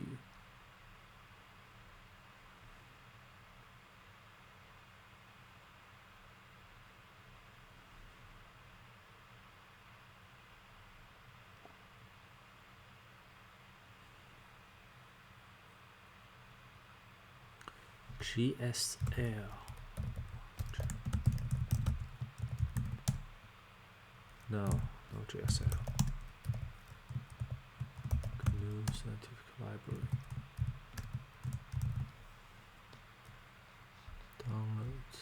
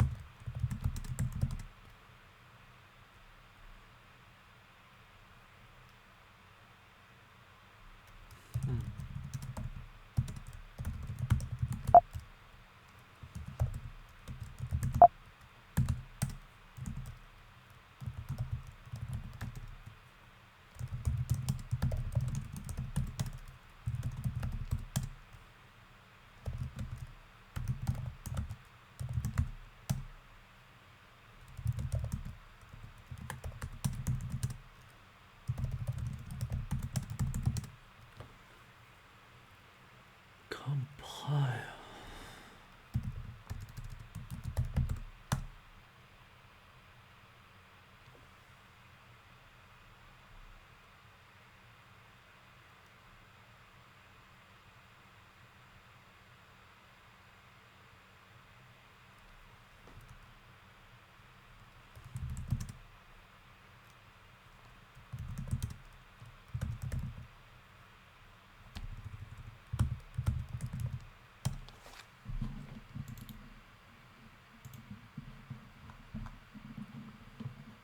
GSL.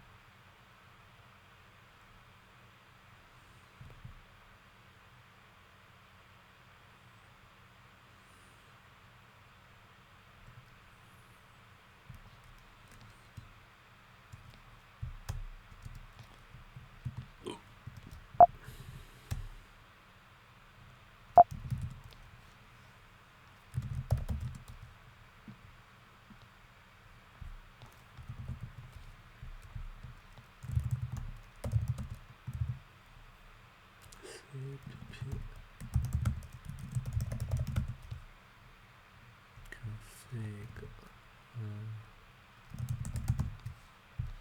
prefix.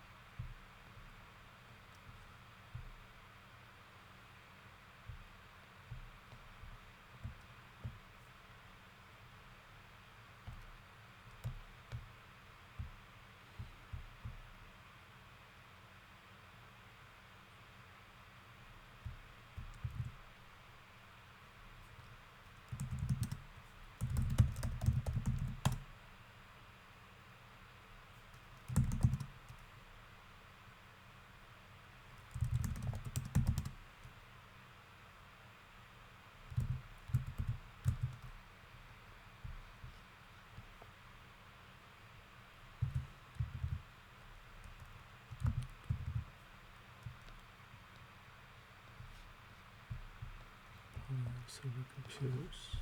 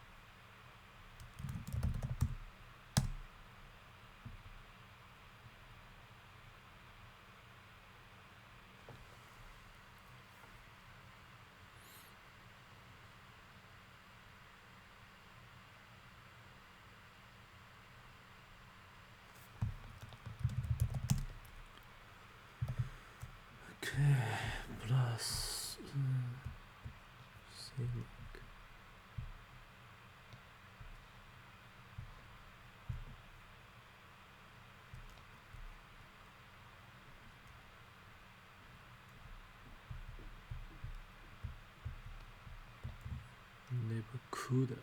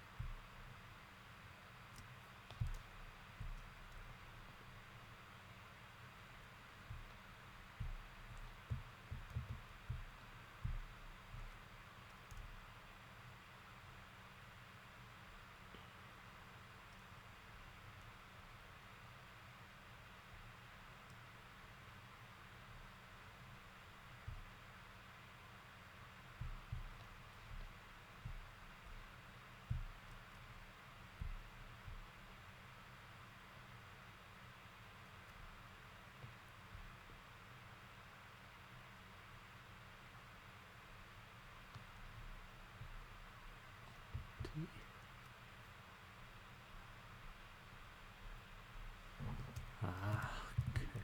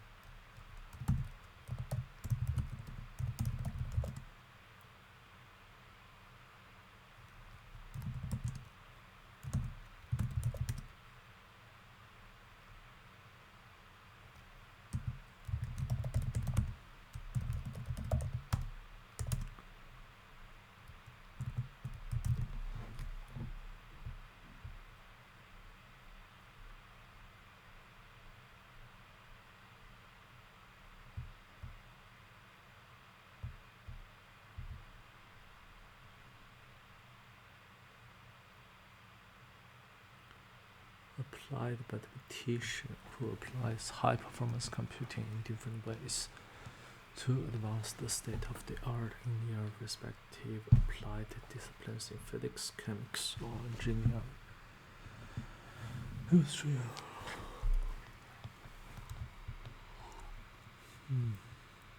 Choosing a suitable computing infrastructure, maximizing the computer power of the simulation.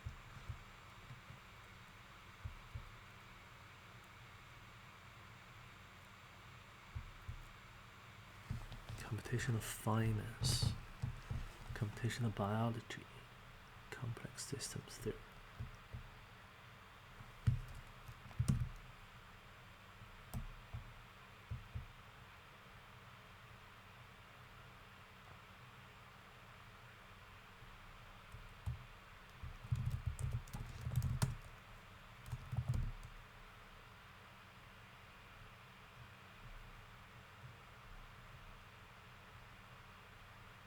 Could not find open SSL.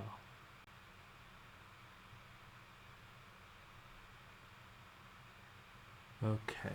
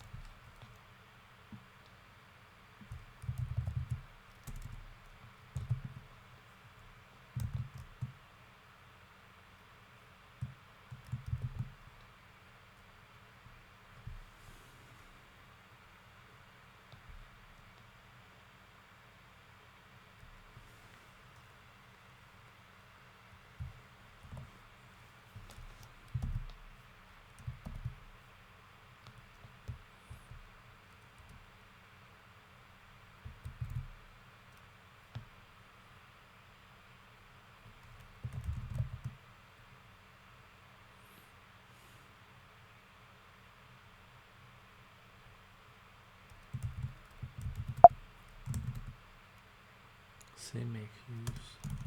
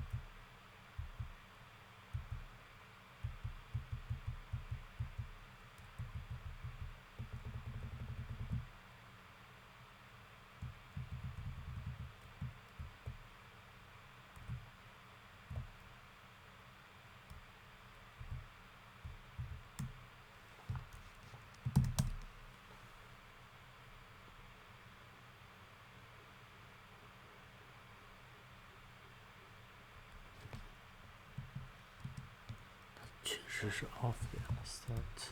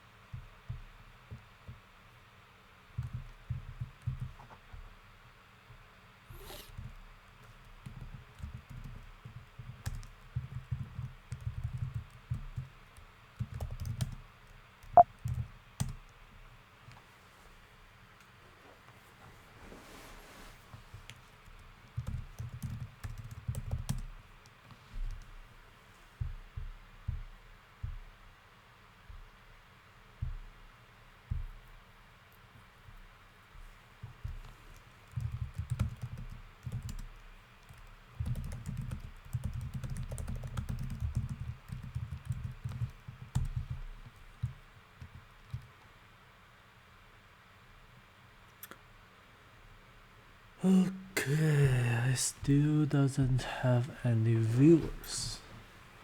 Why is that? Okay, I still doesn't have any viewers. Why is that? Okay. This is super strange. I think my content is good.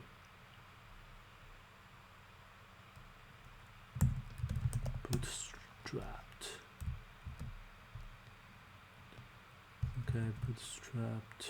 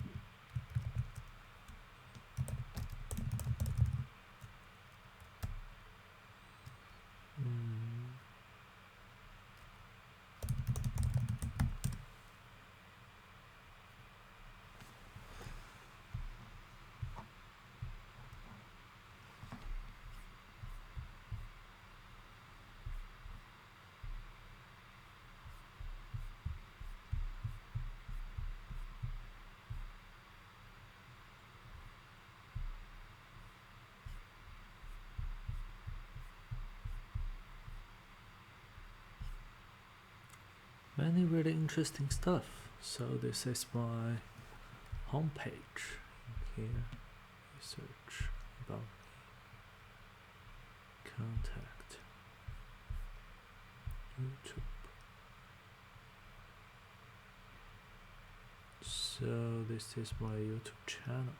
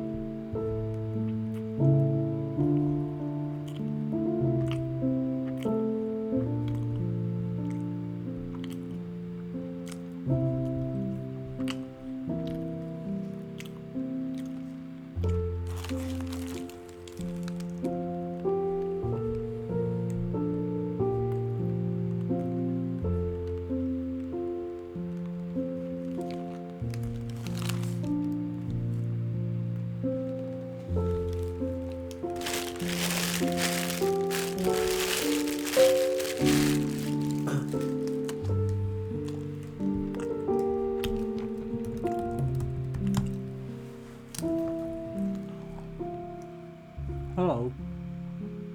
Who's there?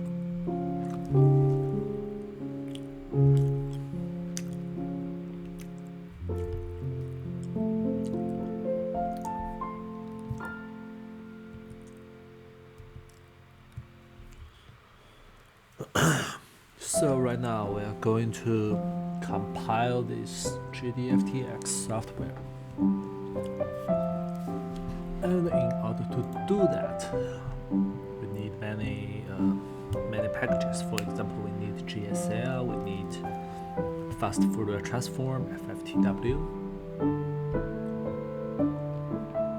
and we also need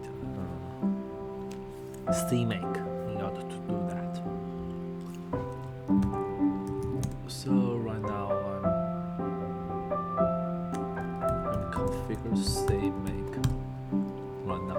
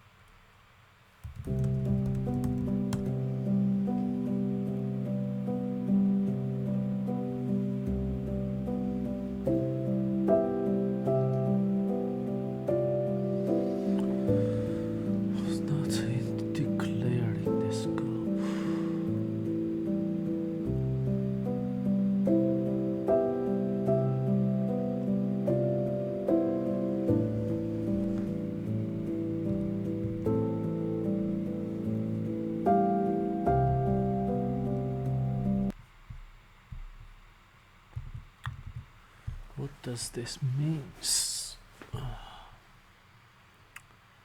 JDFTx was not declared on the scope.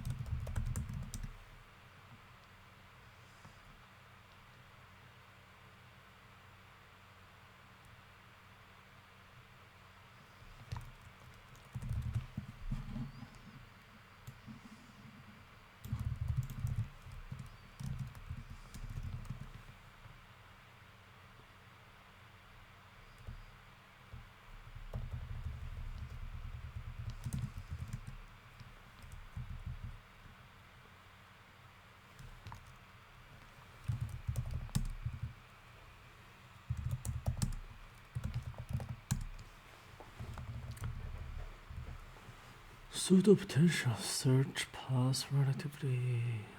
Search path relatively.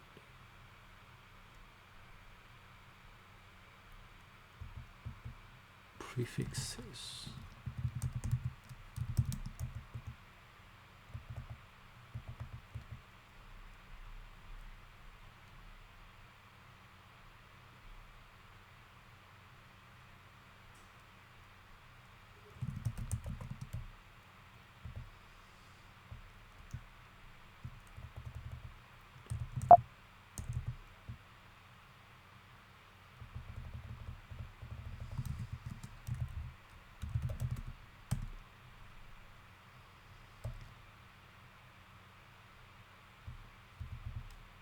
Okay, it's here.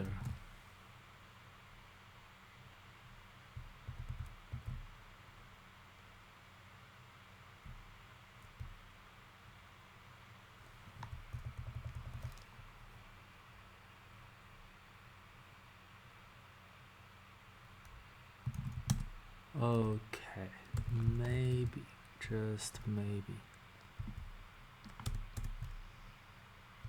I can't use this.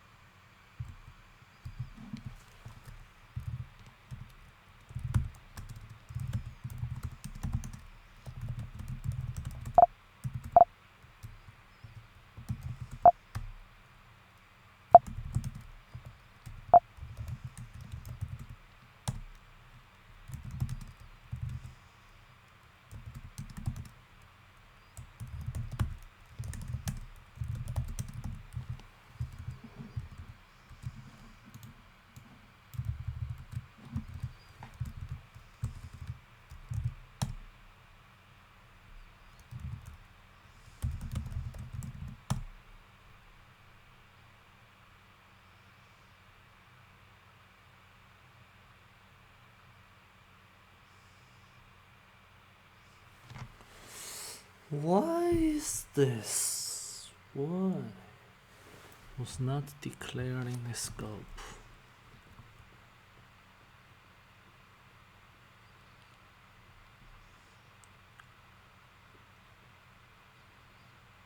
Ion species.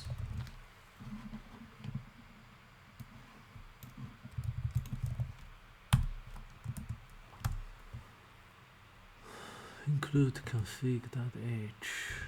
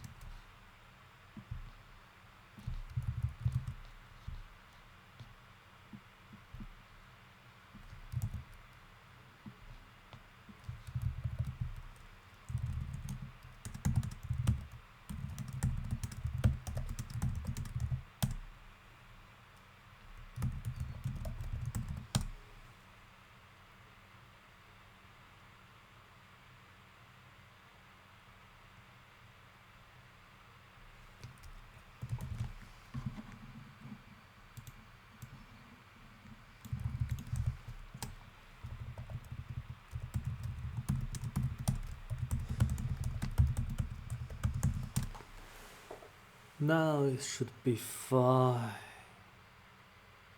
No, still. Still the same problem.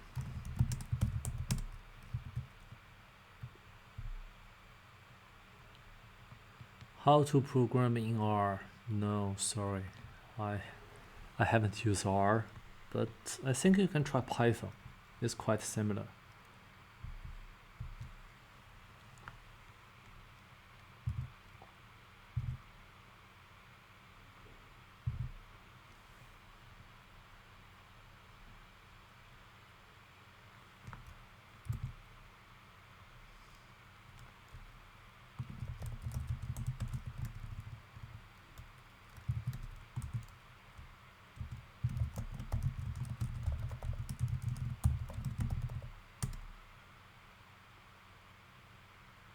Ah, yeah. Yeah. But sorry, I cannot help you because I don't use R. But I think you can do Google. So right now I'm also kind of stuck by compiling a software. You can see that there are many mistakes. Yeah, it's just how programming is.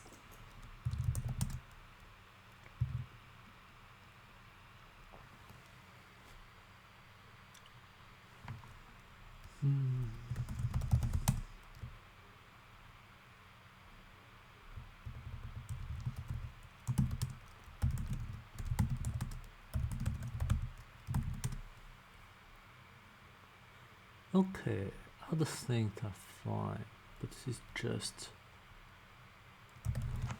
why?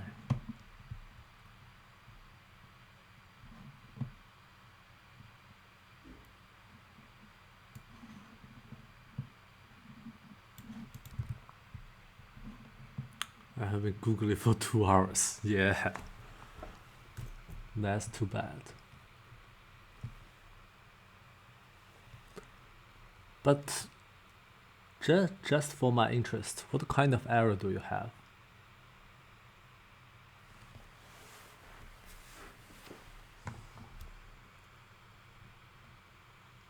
So the error is about the... So usually the error comes from different parts. So one thing is that your package, so the R package that you have installed may be incorrect. And the second one is maybe some modules or packages that you want to install, which is not correct.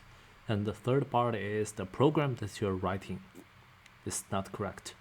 So there are different level of errors that you may have. So I'm not sure what kind of level do you have.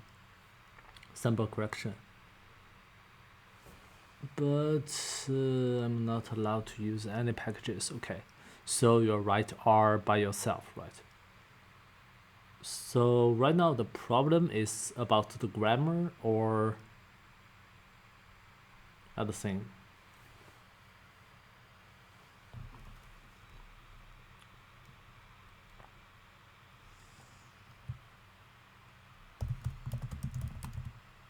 Sample correlation. Correlation efficient.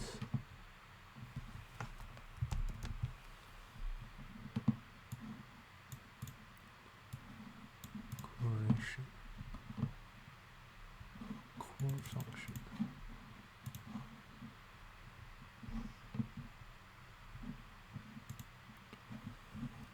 So I think if you can provide me some very specific error, maybe I could help a little bit, because I don't really program in R, so I'm not sure.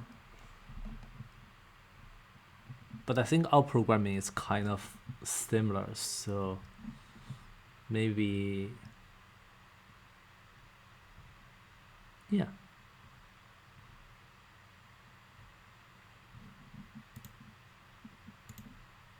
Maybe I can also learn something.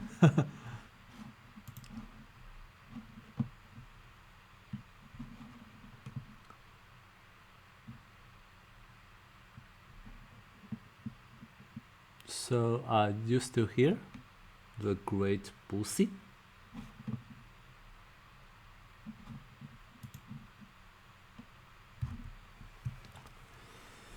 Okay, right now this problem is killing me. Why is this?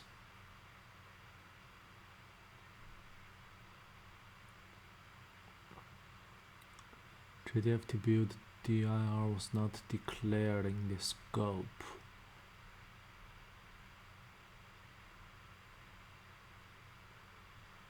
Okay, I gave up. I think I just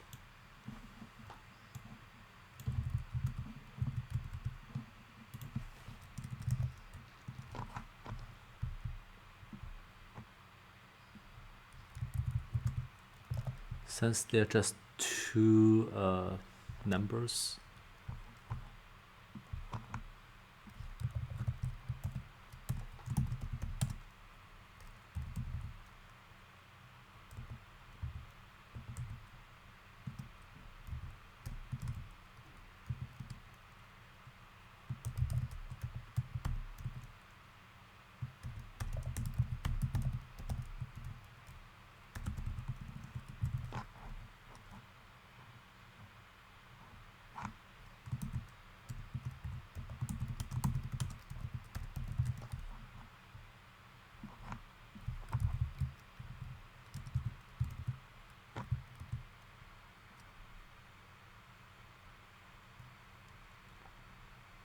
I have given up too. Yeah, it's hard.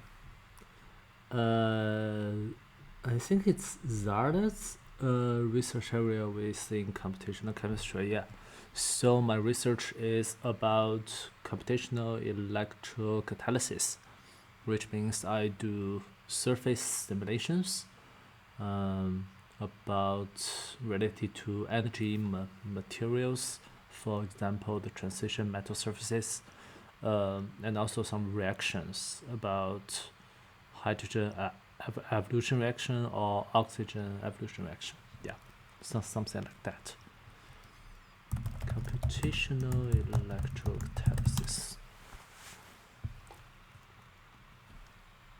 That's interesting. So how about you? You also doing computational chemistry? Yeah. I'm a postdoc. Yes.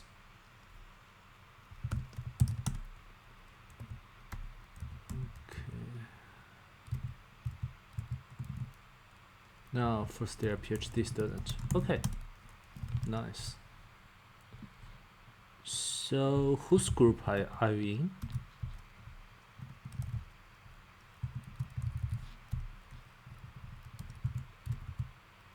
Computer science. Wow, nice. So, what's your field?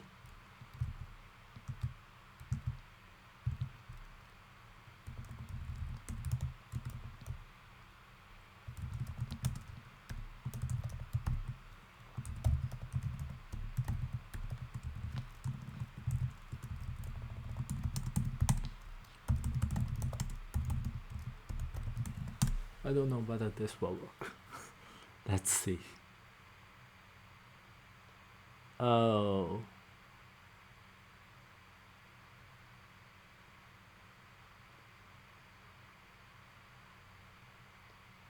Was not declared in the scope.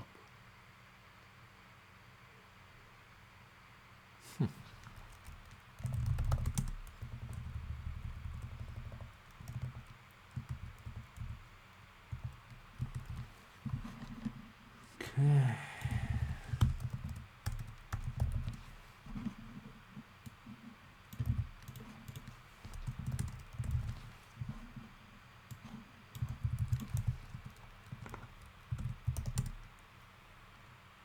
Database systems. Okay. So, do you know what kind of problem that I have in here?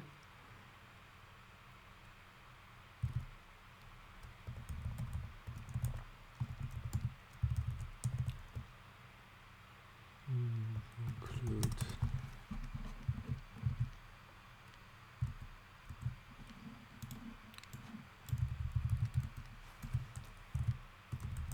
Yes, so I think the problem is in here.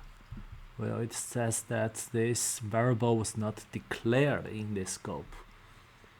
So I check it. So it's included in this. Here it's config.h, but I don't think that the system is find this file, because the file is at here. So in this path, you can say it's in here config, but I don't think that it was found. So I'm not sure why that happens. But yeah, let's see. Let's see whether this brute force will fix it. Oh yes! Haha! Oh no. Huh.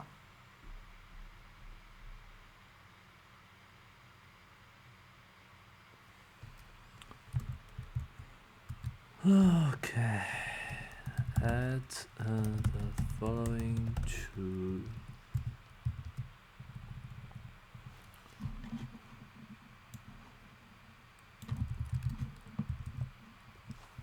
here.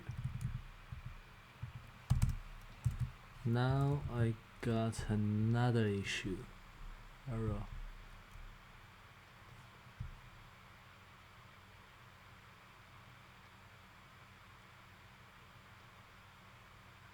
Huh.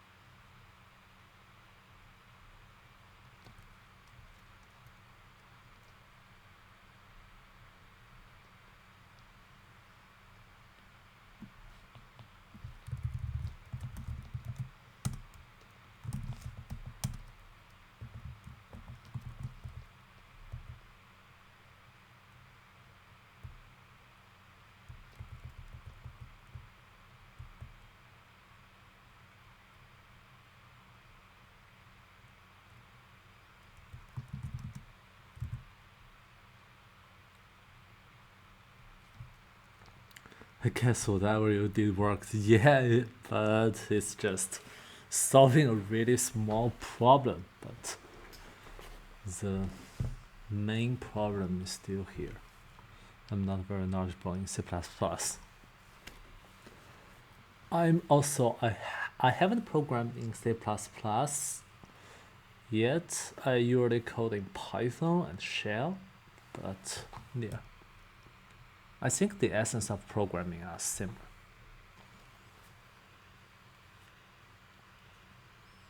Oh, I have 4 viewers. Nice. So I think if you want to see me streaming in the future, please subscribe. Yeah. If you want, if you kind of like this kind of content, please subscribe. Thanks. Okay, let's see.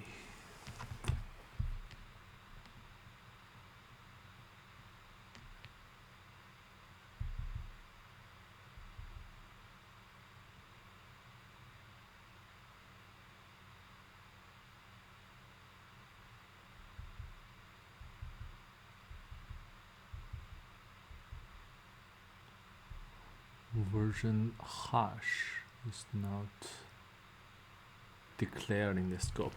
Okay, I don't think this can fix this in a really fast way, because I think the problem is still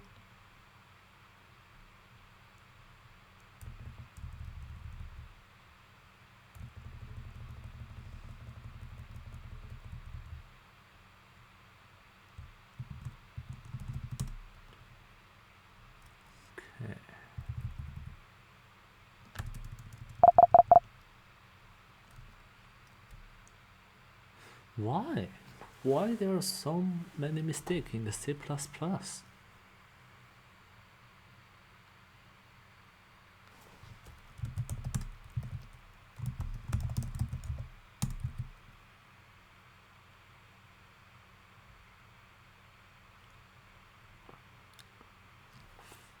Doing something requires very optimized code.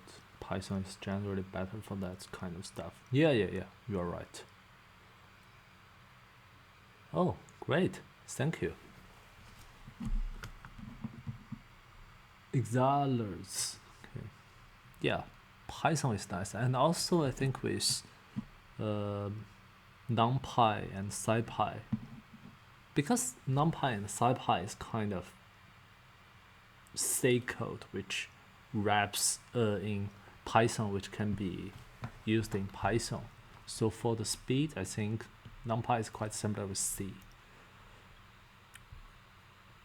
But C and C++ are not easy to write.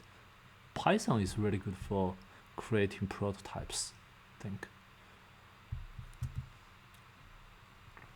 Okay, so this C++ version compile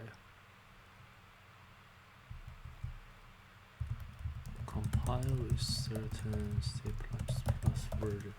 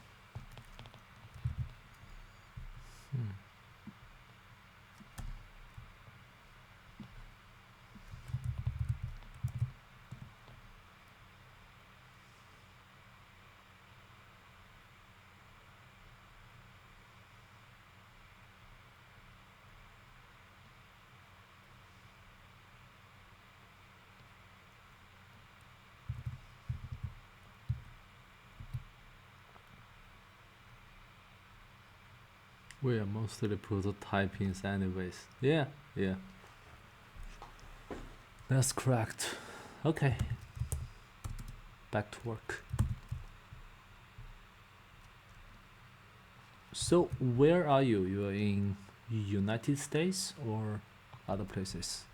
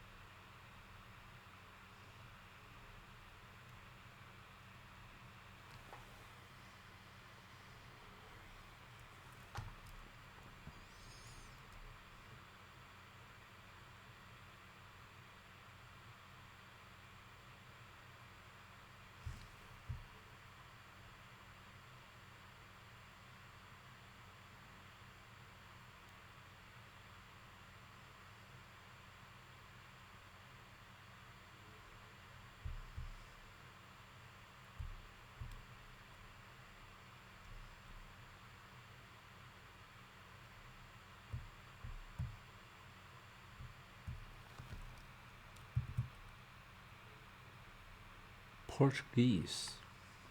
Nice. Portuguese produces some finest wine, right? I have tasted some wine from Portuguese.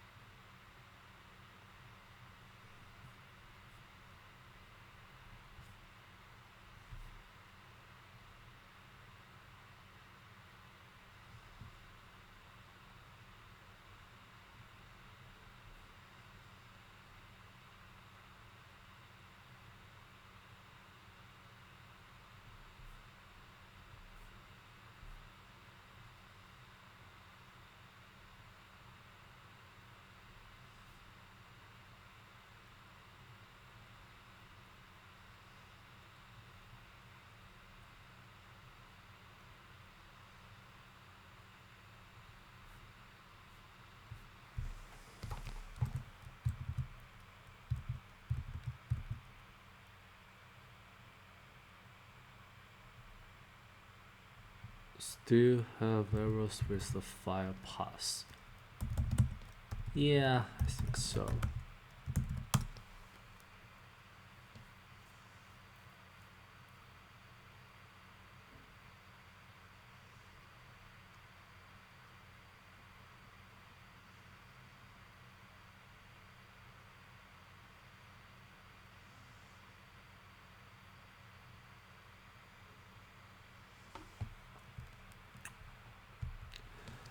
Also, there's some problem with the.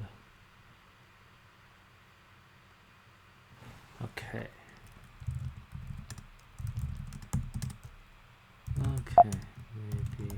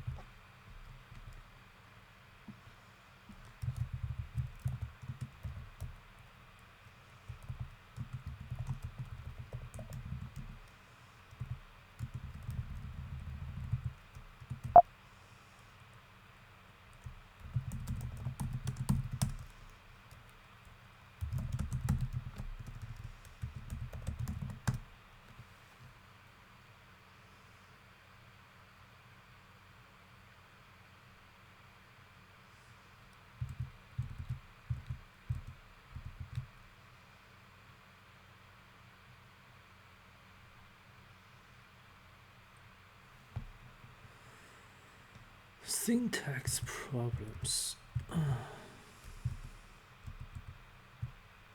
Yeah, I think so, but I'm not sure why this happens.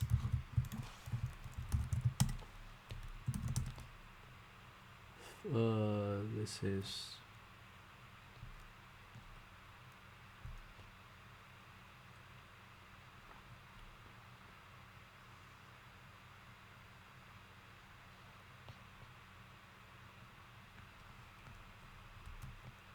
just 54. 54 is here. Log printf.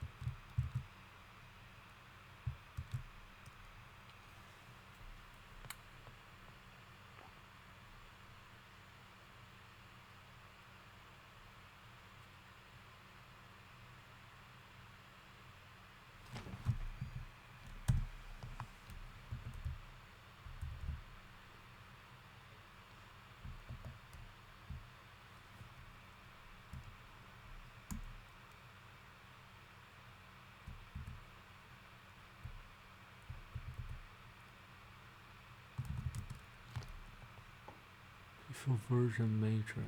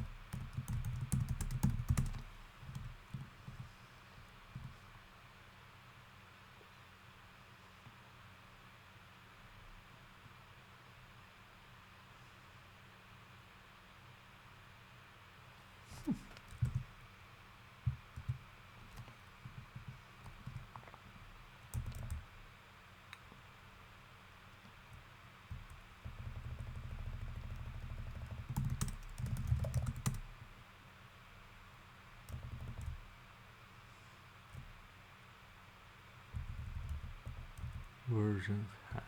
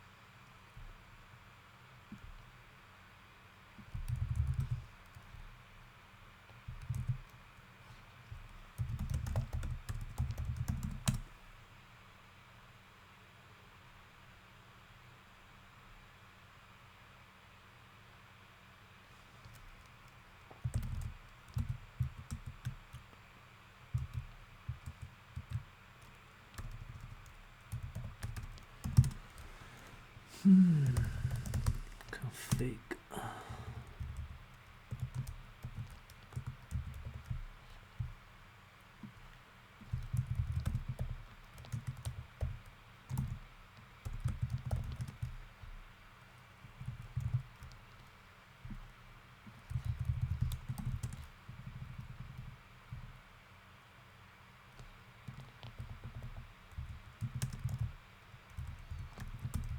This solution is so ugly.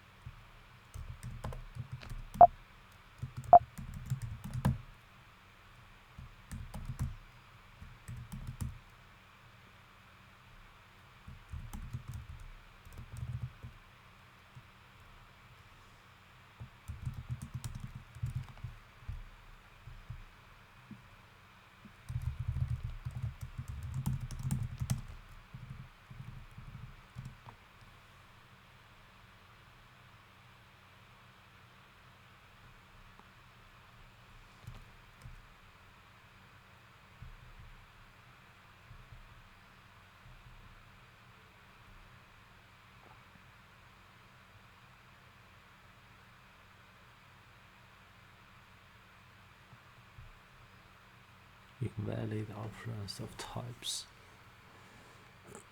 to binary.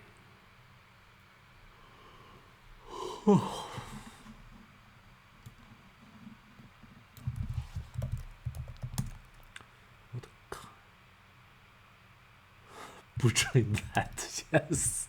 I'm kind of.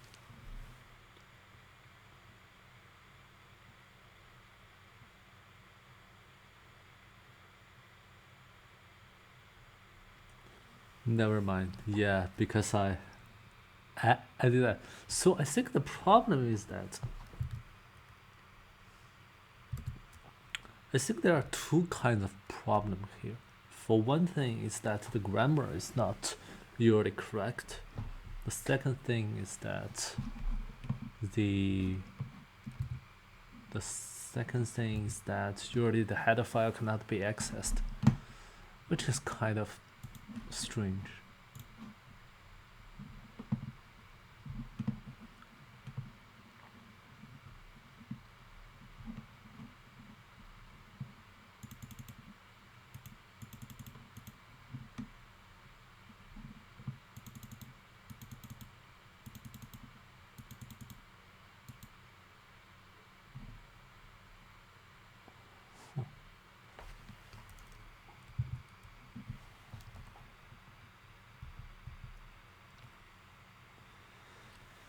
Okay, so there are 176. 176.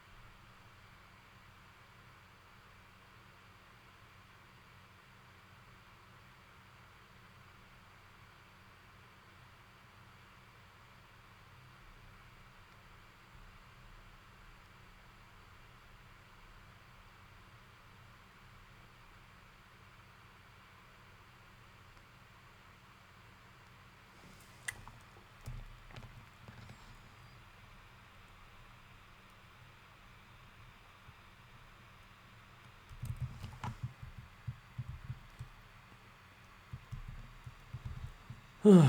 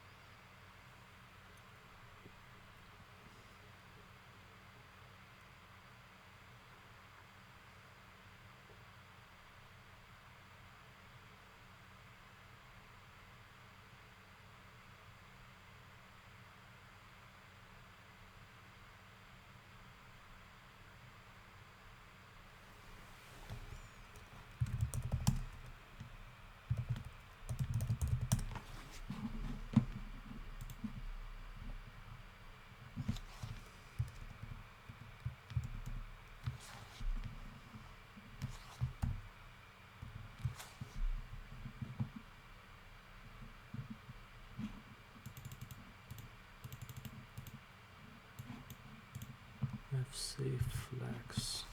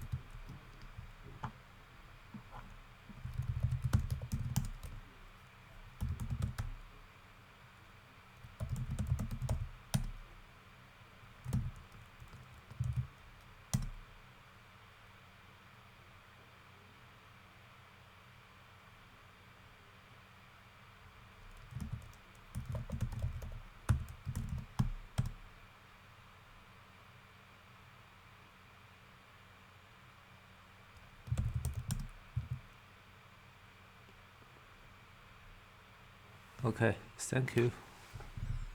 Bye.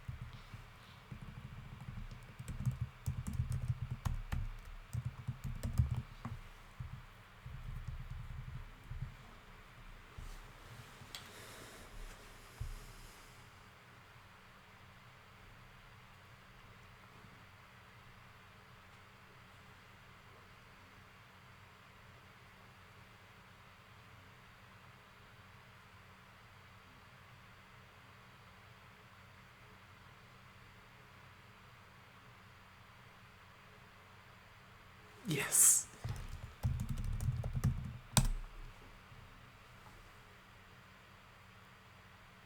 Ah, okay. This is small issues. Just small issues.